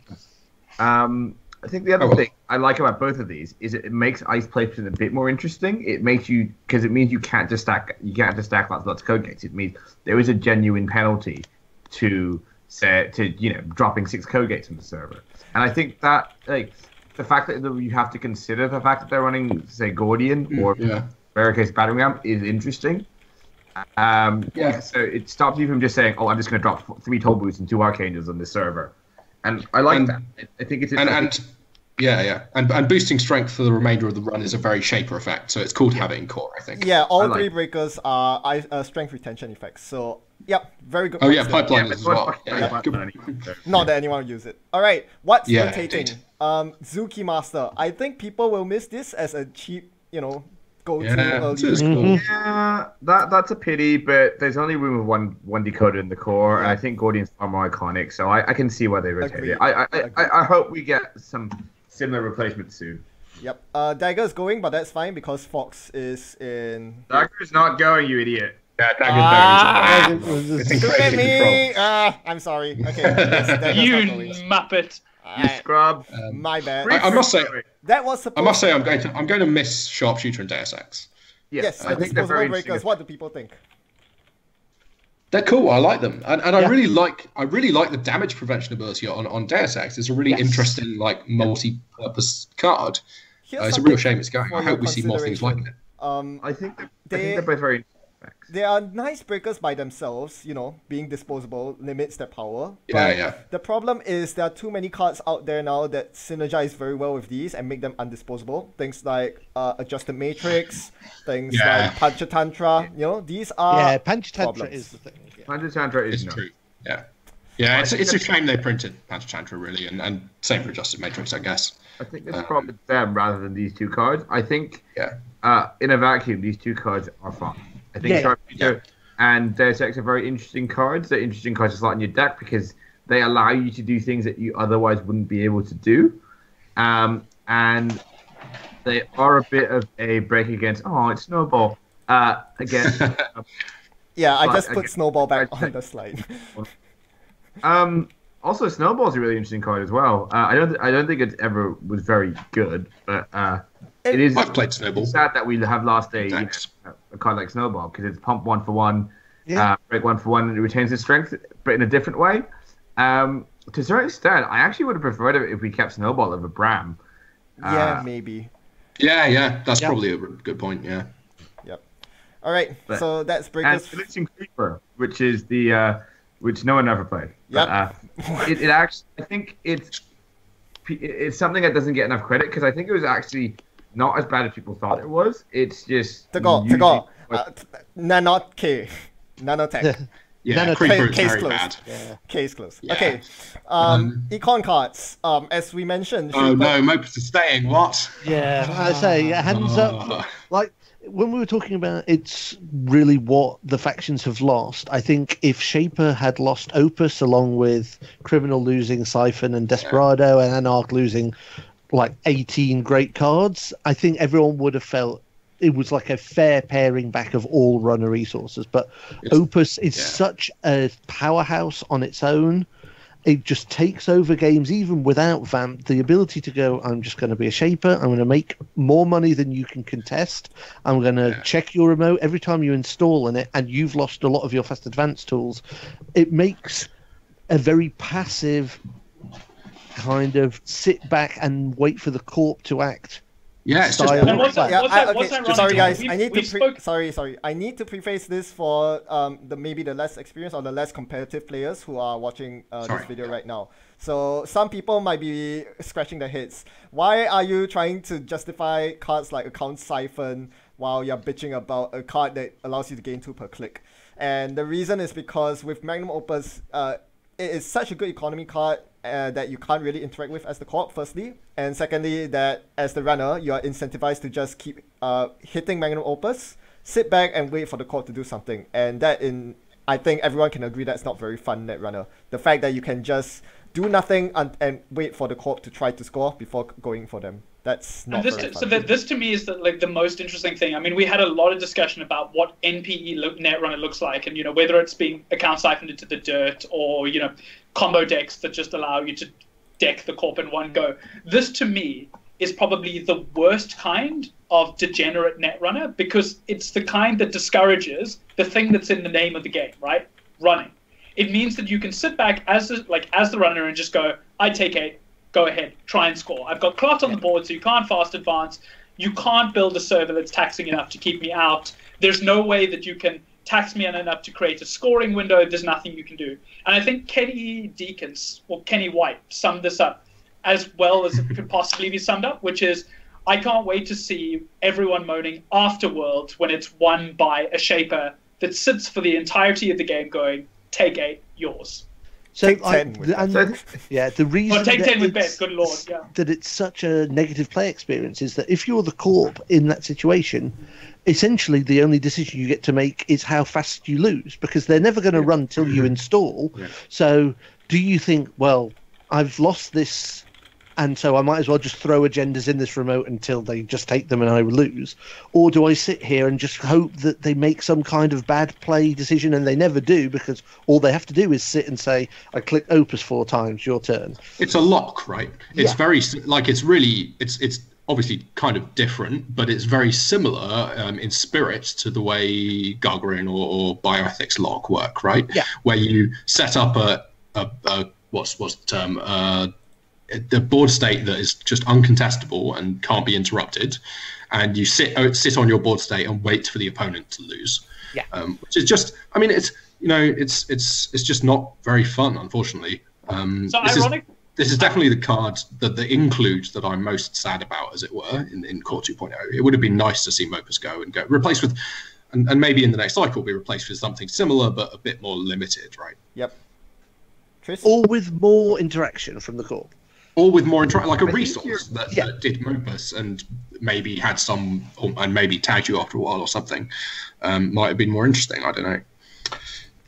I think this is. I'm going to throw out a bit of a contrary opinion here. I think Opus isn't as bad as a lot of you think it is. I don't think that the Take 8 strategy was particularly good in a lot of Netrunner, and especially now when Netrunner gets really, really fast.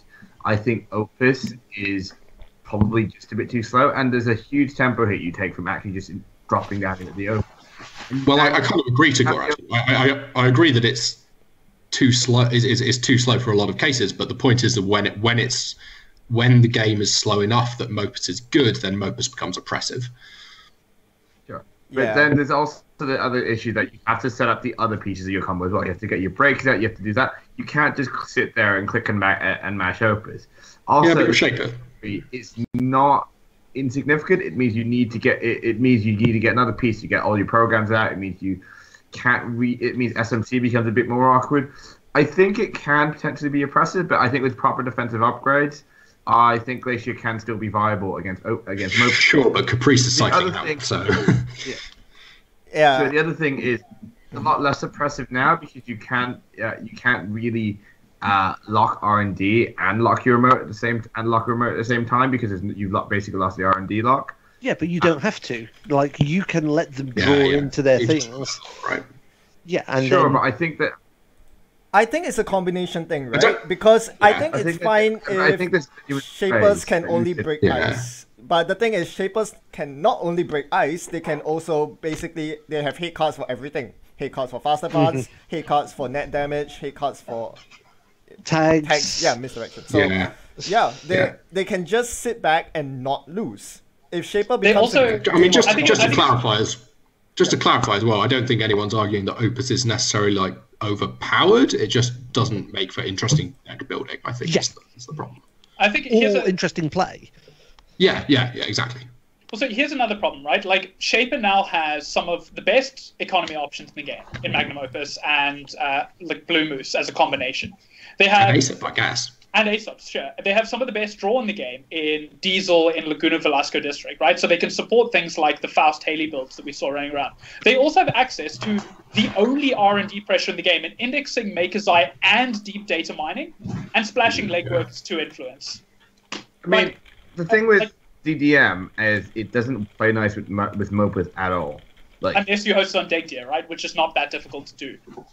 Like anyone who's played that what is it? Not Adjusted Matrix, the one where you could click to break subroutines. That Kate deck that was doing the rounds a while back. Yeah, that was Adjusted Matrix. Adjusted Matrix, sure. So the Adjusted Matrix Kate deck, where you go, my first thing is install SMC, pop out Data. Second thing, install SMC, pop out Mopus. Now I'll just click it until I have 1 billion credits. Yeah, then I put out Adjust Matrix Deus Ex. Yeah. Cool. The important thing is Shaper has options. If you have extra memory, you can go for DDM. If you don't, Maker's Eye is there for you. Indexing is there for you. You have a lot of options. So why not, since we're here, we'll talk about it. They kept all their win conditions and then some. Okay, they lost R&DI, but they did gain indexing, which is huge, synergy with Mad Dash and everything. And they even have notoriety. Yes. Exactly. I love notoriety. Okay. I mean, I'm happy they kept notoriety, to be honest. I think notoriety is cool, but it is a bit crazy. Yeah, in a very food-heavy matter, right? Because it takes out your downside of food, and it's precisely. Assuming food stays in the Netrunner card pool. Yeah. I mean, we also that's the whole point of notoriety, and it's not. And I think it's an interesting card. That's fine. I think the indexing is a lot more expensive than people get. I've never been a huge fan of indexing as a shape. I find that it's often really clunky, and having to hit the server twice is genuinely a bit of a pain in the butt. Tagore, I mean, the problem with indexing is the Mad Dash and Freedom. Yeah, the problem is the Mad Dash combo. Freedom through equality combo. Yes. And here's but also it's not just that, right? You know, like other factions have had to hit 2 servers in order to make their like multi-access work. You know, Cyphers have had to keyhole and then archives. You know, cool story, bro. Like, get used to hitting it in servers multiple times to be multi-access. And I mean, you have the money to do it with Mopus anyway. But here's a counter proposal I want to make. Jackson is gone. Indexing is free. Like, it's guaranteed. Yeah, this is also basically. Yeah. It's a lot better. Yeah, it's really hard to interrupt indexing now, which is a shame. Yeah. One of the few things that kind of balanced indexing was that if you were reliant on it to get a score, you had to make sure there was no Jackson on the board first. So that was kind of required intelligent play to use the card effectively. And now the number of things you've got which can interrupt or reshuffle after a successful indexing run, you can count on one hand, and most of them are in one faction.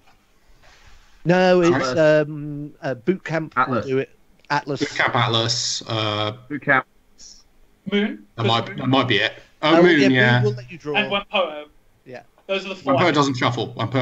It just bottoms. Yeah. Oh well, then screw it. Okay. Yeah. I mean, why was that card printed? What is that? Yeah, if you want to get really crazy, Lily Lockwell will let you draw 3 at instant speed when you res her as well. Well. You have defeated indexing. Good work. Sweet. I can't believe we're in a state of Netrunner where Lily Lockwell is tier 1. Lily Lockwell's okay. She's not that bad. She's not a bad card. Like, she was in some good. Like Bush Shop decks, right? Yeah. I'm sure she'll be. I'm expecting to see. I'm expecting to see people. I'm actually. Well, I say expecting. I wouldn't be at all surprised to see people slotting Crisium just for indexing at this point, even though Siphon's rotated. Because indexing is by far the best R&D multi-access that's left in the game, especially with the Mad Dash combo. The thing is, like, Crisium on R&D is super effective right now. Like, it shuts off Maker's Eye, shuts off DDM, shuts off indexing, stops people getting turning wheel tokens, as well as half a dozen other on-access effects. So Richard, doesn't stop, because as far as I understand, the turning wheel doesn't need a successful run. Yeah, you're right. It doesn't. You're right. Yeah, so that's the only thing. But turning wheel's garbage, so it's fine. Wow, controversial, spicy. But that's not good. It costs an influence, and it takes you 2 hits in order to access 1 additional card. Shut up, Trish. Turning wheel's great. Anyway, yeah. So. Okay. Yeah, I think we've said all we can say about this. So there's lots of multi-access that Shape has. They have win conditions. And more importantly, there's multi-access that the other factions don't have. Shapers don't have to splash for them, so they are already... It's probably worth mentioning. I think Crim does have the multi-access, which is HQ. I think this is a refocusing of the faction pie, so that the Shaper has become... Yeah, so it is worth noting that... Sorry, it is worth noting that post-rotation HQ multi-access is probably better than it was before. Oh yeah, and R&D probably Yeah, stays yeah. about the same. So that shifts the balance a little bit.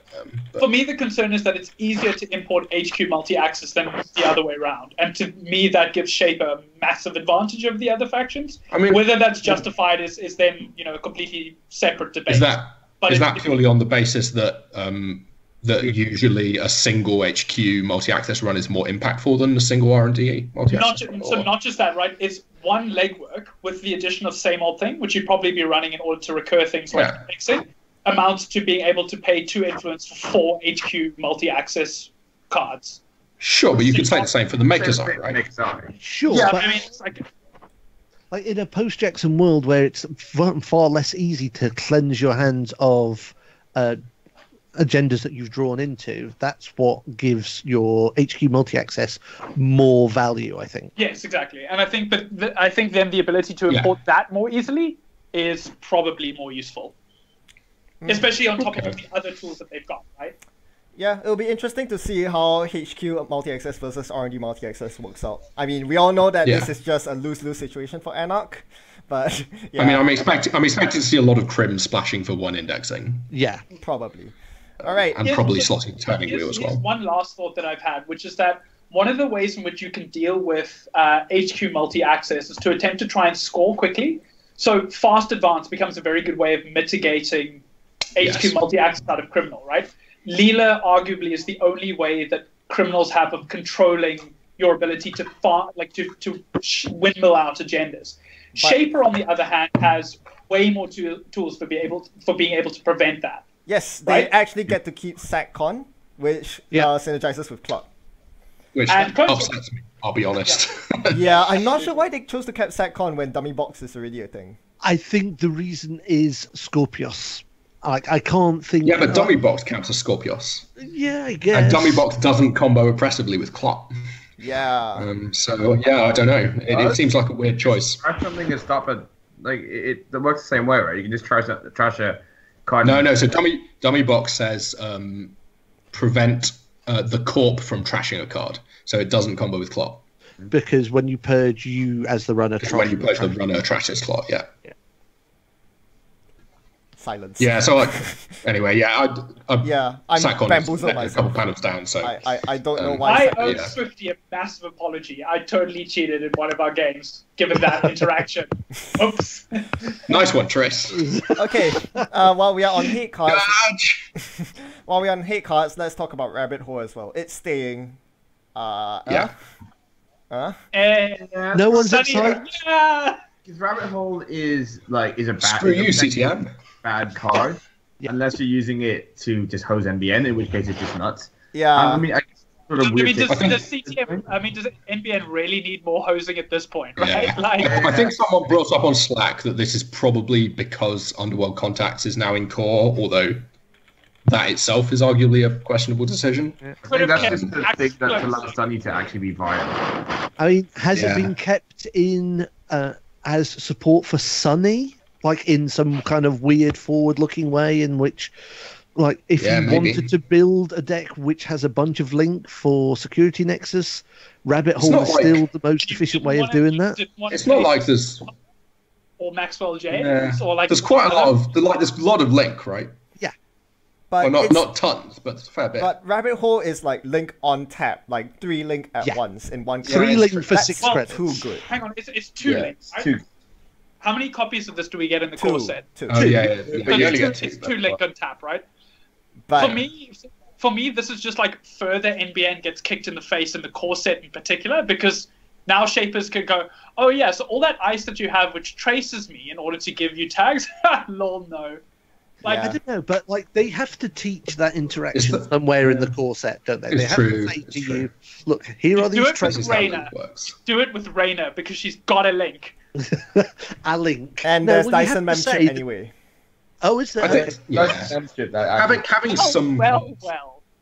some cards that give you link having some cards that give you link makes sense, and I think it might have just been a matter of them looking at access to global stack and going, this card's garbage, we get rid of this. What should we replace it with? Rabbit Hole? Yeah. Yep. All right, let's move on to something that we should have touched on, but we will now. The Shaper Econ that's rotating out, Kate is going. So that's, and as an aside, prepaid voice pad is also going. So prepaid is gone, Kate is gone. Cool. Tagore, any last words? Everyone here agrees that Kate going is a great thing, except Tagore, I think. So I think the thing is, right, that Kate encourages you to basically install stuff. And she's fun. She's the sort of card that a newbie loves to play with. She just, you play stuff, you do stuff, you make a gigantic rig, and you run. I can definitely agree with the argument that Kate is a bit too efficient, and she does suffer a bit from the ETF problem. So I can kind of see where they're coming from, but I think it is still a bit sad. I think she does basically plays, core, very standard Netrunner, and she's very much a part of the Shaper ID of them installing stuff, making a gigantic rig. Screw Parnap, I don't care about that card, but I will genuinely miss Kate quite a lot. For what it's worth, I guess. Kate is probably worse than ECF in terms of like pure current game. Definitely. Oh, yeah, absolutely. But I mean, I'll make the same argument I made for ETF, which is Tagore is right. You get to install lots of things, and one of the cool things about installing things is you can install lots of different things, right? We've seen Big Rig Kate, we've seen Nexus Kate, we've seen prepaid voice pad Kate. All of these are really cool, very different decks, and I like that an ID like this exists to encourage people to do different things in the same ID, rather than having to go, I pick my ID and now I'm locked into a particular strategy. And I think Chaos Theory is the best possible way to balance this, right? Because Chaos Theory also gives you versatility, because additional MU is great. Yeah. But, and the smaller deck size is relevant as well. Yeah, that is also fair. But, I still think it's always sad to lose IDs that encourage versatility. And the one thing I will sorry, go ahead. The only point I wanted to make about Kate rotating is that this isn't like Andy, because I'd say maybe in the last 6 to 9 months, Kate is no longer the default Shaper ID. There are other Shaper IDs that people are building around which are not Kate. Well, mostly Smoke and Haley. Mostly Smoke and Haley, right. but those are interesting. Precisely, they were considered okay. These are good enough to compete for the front of my deck with Kate. Like Andy didn't have that level of competition. Like you had Geist, who was a completely different deck, and then everything else was Andy. Yeah, I totally agree with Rich here. Same thing. I mean, ETF dominated HB in the same way Andy did Criminal, but in Shaper, Ayla, which you all did mention, is also equally viable, and is also a versatile ID. You can just stuff any Shaper fair. In Ayla. So I think Kate going isn't the biggest loss. I mean, it's a bit sad because we lose this niche in having a Shaper ID that reduces, there's an Econ ID. But, well, from a metagame perspective, the game hasn't lost all that much because there are so many versatile IDs out there. Your Haley, your Ayla. May I make one final comment on this, which is that it is important that we lose the whitewashed Kate alt art, because I think that's true. It's a point worth mentioning, right? That Netrunner as a game has always prided itself on being able to provide a really diverse pool of interesting runners from various different cultural and ethnic backgrounds, and to me that alt art was a massive problem. So it's, if for no other reason than you'll never see that alt art again, I think that's cool. And that's a good reason to get rid of Kate. Yeah, I think that's a pretty fair point. I don't think that Kate ID is particularly what I think is just the angle. I think that she's still anyway. Yeah. Sure, okay. Guys. No, I have a serious point about Power Nap, legitimately. No, I actually don't have a serious point about that. It features Chaos Theory. Look at that art. We'll be missing out on a new cute Chaos Theory art with Dinosaurus. Yeah, and that is the biggest tragedy. It's tragic, absolutely tragic. Look, it even the has worst butterflies mistake in the core stats. Wait, hang on, Ben. You haven't put Dinosaurus in these slides, so how can we talk about the loss of Yogosaurus? Oh, it's true. Dinosaurus isn't in these slides. Dude, dedicated processors where it's at. Dinosaurus still exists, but Yog doesn't. Yeah, that's fine. Yeah. The point is, we get to keep the Asaurus set of breakers, which is glorious. I'm all about Femosaurus. That card is. What about Morningstarosaurus? Hey, just you wait. Back up. Like that card is broken. Audience, I apologize for the degeneracy in our chat. Let's move on.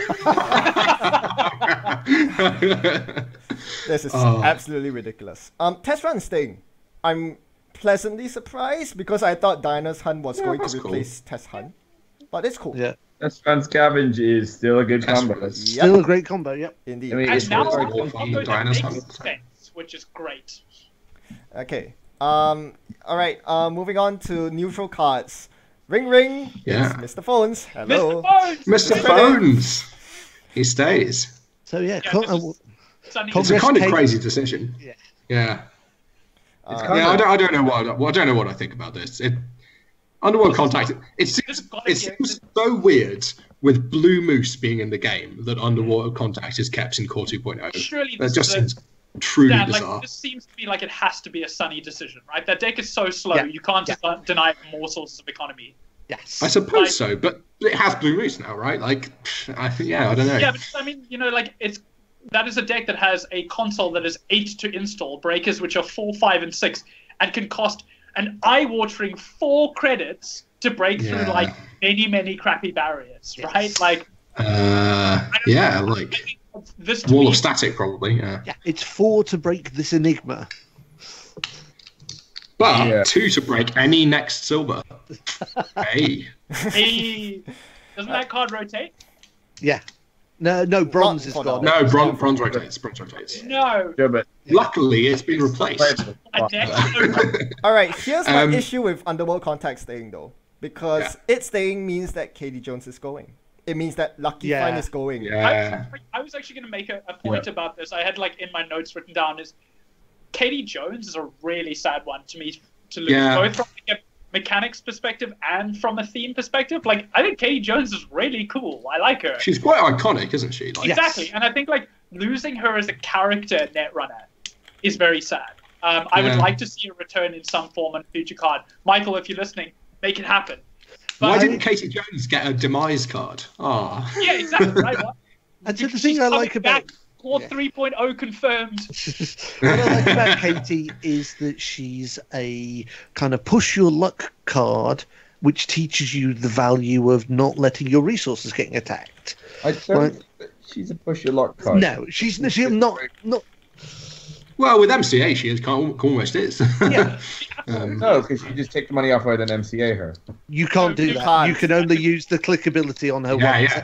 It's a fun interaction. It's great. I love it. Yeah, and off her and just let them trash her. Yeah, I think Katie Jones is one of the most balanced econ cards in the game. It's how Mana Opus should be, really. Yes. And it's really sad to see that go. Lucky Fine. Yeah. I mean, Lucky Fine. I don't know. It's not. I'm not upset about Lucky Fine going. No. It's an okay card, but it's not.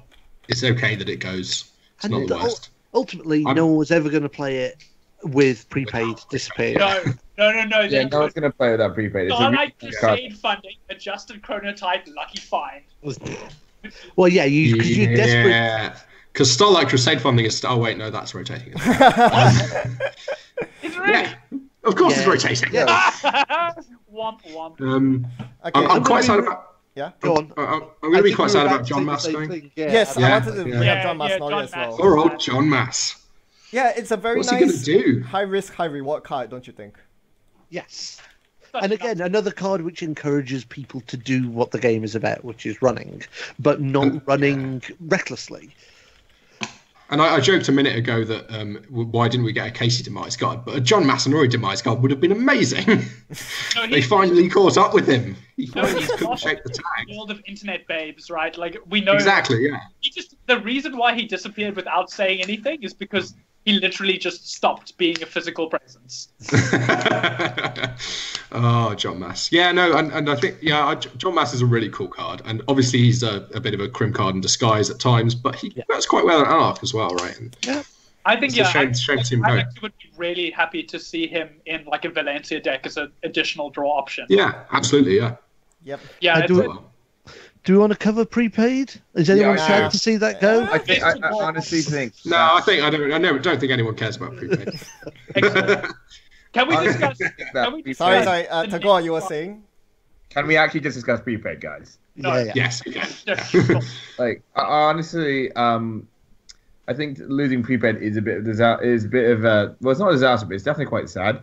I think there was a very interesting deck type that arose from prepaid in the form of prepaid Kate, and I think that I don't agree with Damon's arguments about prepaid, where he says that it reduced the ability, it reduced space of events. Design space Yep. on events. But basically, what all prepaid does is it says that if you play an event, the first time you play an event each turn, gain a credit, which on a card wouldn't be busted. I don't think. If they printed a card that said, it's not dissimilar to other Nintendo, right? Yeah, I'd say Tenma has that printed on his card, but it's the fact that you can't have 3 of his ID in play. Yes, exactly, and so you can't basically have a free inside job. Sure, but like the thing is with prepaid Kate, right, is that the Crim card was what there's a public terminal, which is basically does the exact same thing for run events, which is everything except 6 cards in that prepaid Kate deck. Like every other card in that prepaid Kate deck is a run event. It's stuff like Maker's Eyes, it's stuff like legwork, it's alerted laundries. Are you arguing prepaid's comparably good to public terminal though? Because that's definitely no. But I think that prepaid isn't as bad as some people seem to think it is. I think it's very similar to other 2-cost cards that give you a credit a turn. So my question to you, Tagore, is, I say, do you think that with Kate rotating, prepaid would be more balanced? Yes, I think it's definitely a lot more balanced without Kate, because the slightly busted thing about Kate prepaid is you can play it without any sort of tempo hit. Yeah, you literally are just spending the click to install it. Now, so with prepaid Kate, the classic opening was install prepaid, gamble, draw or something, which is huge. Now you have to install prepaid, take a cred, gamble, draw, and losing that extra draw on turn 1 or extra run or whatever it is that you were going to do is a big deal. I think Tagore's got a point here, right? Because we saw prepaid Ken and prepaid Edward Kim decks floating around, every once in a while. Max for a bit. Yeah, exactly, right? Yeah, and they're I don't think those decks were oppressive in any meaningful sense, and they largely had the same interactions as prepaid Kate. It's I guess it was largely the synergy with Kate, where you install prepaid for effectively your 1, and a 1-cost resource that gives you a credit almost every turn is that is. Well, it's basically it pays for itself almost immediately, right? Yes, exactly. Yeah. I mean, that's a very good point. Yeah. All right. I think that can round out the conclusion. The discussion on prepaid voice. Discussion. Let's close this off with some hate cards. Public sympathy is going. Boo, Adam players. No. Adam? What? Yeah, poor Adam, who'll have to play the brain cages. Yeah. Okay, New Angela City Hall is going. That's actually a very big tag avoidance card going away. Do we care because tags are so hard to land? That's a good point. Yeah, NBN is shit. Give NBN something, right? Okay. Because otherwise, Natch. Here's something with this, right? If Natch stayed in the card pool, there would be nothing that could touch Shapers. Yeah. It's true. Nothing that can defeat Shapers at that point. Yeah, it needs to go. It is just too hard to deal with. Here's the thing, though: if proactive tagging is no longer a thing, do you really need New Angela City Hall when you have misdirection? So this is hypothetical, right? But if a critical mass of resource-based decks that don't maybe have drip econ and don't set up loads of money very quickly appear, C-Source ASI could be a counterplay, right? And New Angela City Hall just takes that away. Here's another one, right? Data Raven into Quantum Predictive Model, which seems to be the one way in which NBN decks are responding to this meta. That's already hard enough with Film Critic in the card pool. To add Natch as a way to just completely shut down that strategy is nuts. Yeah, I think Natch Film Critic is pretty nuts as well. You can get away. You can get rid of the downside of Natch. Yeah, exactly. It's like getting rid of the downside of DLR with Wireless Net Pavilion. It's not intended to be like that. Yeah, it's also combos with Dummy Box, doesn't it? Yeah, it does. No, It does. Yes, it does. Wait, no, Yeah, it doesn't. this It's one a is the- runner trash. No, it doesn't. It's a The runner runner trash. is Run and trashy. trash. Yeah, Okay. it doesn't. Oh, yes, my Nice bad. try my though, bad. nice try. Plascrete is going. Meat damage protection, no more? Ben, if you'd said this to me 6 months ago, I would have been like, this is the thing that I am most worried about leaving in Netrunner. Mhm. I am now of the opinion that we've got enough reasonable alternatives. Yeah, And they printed also, meat damage has been, like, so the single one-shot kill meat damage has been nerfed to the point where I think it's virtually impossible to pull off. Yeah. I mean, there's no 24/7 breaking news, boom. Like, It is now actually hard to land boom. yes, which exactly. is Like, Wayland can't do it. I mean, there are very few runner decks that benefit currently from going majorly tag me early days. I mean, like, I don't care anymore that Plascrete is gone. Yeah. Though we And do the- lose a sick altar, which is very sad. Yes, that is sad. The decoupling Yeah, of that's like tags from meat damage as well means that things like On the Lamb and Crash Space become more relevant. So we don't really need Guru Plascrete Damned. anymore. And good, yeah, well, Here's another point, right? Like, one of the Wayland IDs that exists in the card pool is Builder of Nations. You could nullify that ID by just going, I pay 3 credits and drop Plascrete. Now, to be fair, you can currently do that by going, I pay nothing and drop Urogny of Mercs. But, Sure, you know, yeah. it means that you, in most factions, have to splash for Urogny of Mercs. Anarch doesn't really care about singleton meat damage, whereas other factions might, but might not be willing to pay the influence. I think, like, it's nice not to have a card that just is a hard counter to an ID over and above something like Employee Strike. To be honest, my opinion of Plascrete has been for a while that as soon as Sports Hopper was printed, I was like, cool, Plascrete can go now. That card's boring. Let's use Sports Hopper, which is more fun, more interesting, and gives you some link. Which I really enjoyed playing Seated Up Dan. Sanctuary as my meat damage protection. Dad, what is Sports Hopper? Do you mean car? yeah, sorry, I mean car. Yeah. All right. Yeah, just to Good give a card. shout out to one of the YouTube commenters, Radzuka mentioned that New Angeles needs to go because it's not very healthy to design around, and I kind of agree. Having it around kind of 100%. limits the design space or makes it such that you have to power creep tag cards, which is probably not good. Now, if y'all will, Lucas makes much sense. sorry, if y'all will indulge me for a moment here, I'd like to just say how sad it is that we're going to lose Blackmail. It has a very interesting synergy with Valencia and gives you a Are new you way to doing this attack. with the shut doge? the hell Are you up. doing this with the No, doge? I entirely agree with Ben. Blackmail is a really interesting card and it has loads of counterplay. I think that it's a real shame to lose it. It's going to be sad to see him. I mean, like, I think Blazing it's becomes much sad. worse when Blackmail rotates. I think that this card being removed is clearly because Oversight AI is gone, and now we can't raise ice anymore. It's impossible. yeah. There's no Exactly. way we Why can. not? Yeah. I mean, It's look not at the possible. card Well, exactly. art. Big We are games. going to lose such an amazing piece of card art. That face, that serious. Oh, yeah, this card could go. I'm so like, Yeah. I'm so done with You this can- card. Is can anyone go not fire. done with this Yeah, card? yeah. So, like, hang on. We've had disagreements on what NPE looks like for the entirety of this discussion video. Is there anyone who thinks that this card is a PPE or indeed a neutral play experience? Okay, so you I see, actually know someone who thinks This- Blackmail is a fair card. Does that Well, they're person wrong, Game I'm of afraid. Thrones? No. Andrew Hines, who's basically Alex White's old deck putting buddy. You always used to try to tell me that Blackmail's a fair card, and I kept telling him he's completely wrong. Does okay, he play that anymore? Yeah. He still plays apparently. okay, just to be devil's advocate here, Blackmail Don't is you dare. oppressive only because of Blackmail spam, but Deja Vu is gone. But it's But not they- though, That's Ben. just not true. It's the problem. Blackmail's Blackmail's oppressive because of Blackmail, not because of the fact that you can recur it. Blackmail's oppressive because you play Valencia and you have 3 cards in your deck that say make a run and the corp can't do anything about it. And bear in mind that this is coming in a meta where like defensive upgrades have been radically weakened, and corp economy Absolutely, is yeah. busted to the point of being like, Of course, Ben, of course. it's gonna be ridiculous. Good Like, Of course. Ridiculous. Okay, Ridiculous. it was put on It's most focused- wanted list 3 for a reason, okay? We are It's all I happy most to want see this it. 19 So happy it's going. This was a Oh. mistake and it's gone. Goodbye, All right, Blackmail. and it's time for us to go too. So before we go off, one sentence from all of you. What do you think of Core 2.0 as a whole? Who would like to get the ball rolling? I think it's pretty awesome, and we're going to see some really interesting changes in the meta. Nice.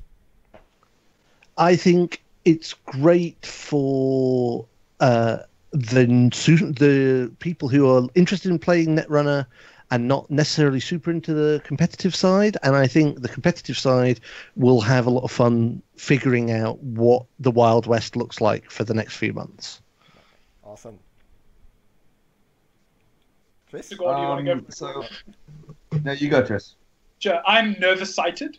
I believe that that's a made-up word from My Little Pony, but like I think it accurately sums up my feelings. I think there's a lot in here that is great for the game, and it's really exciting to see that the designers spent a lot of time thinking about what cards are going to include and what they aren't.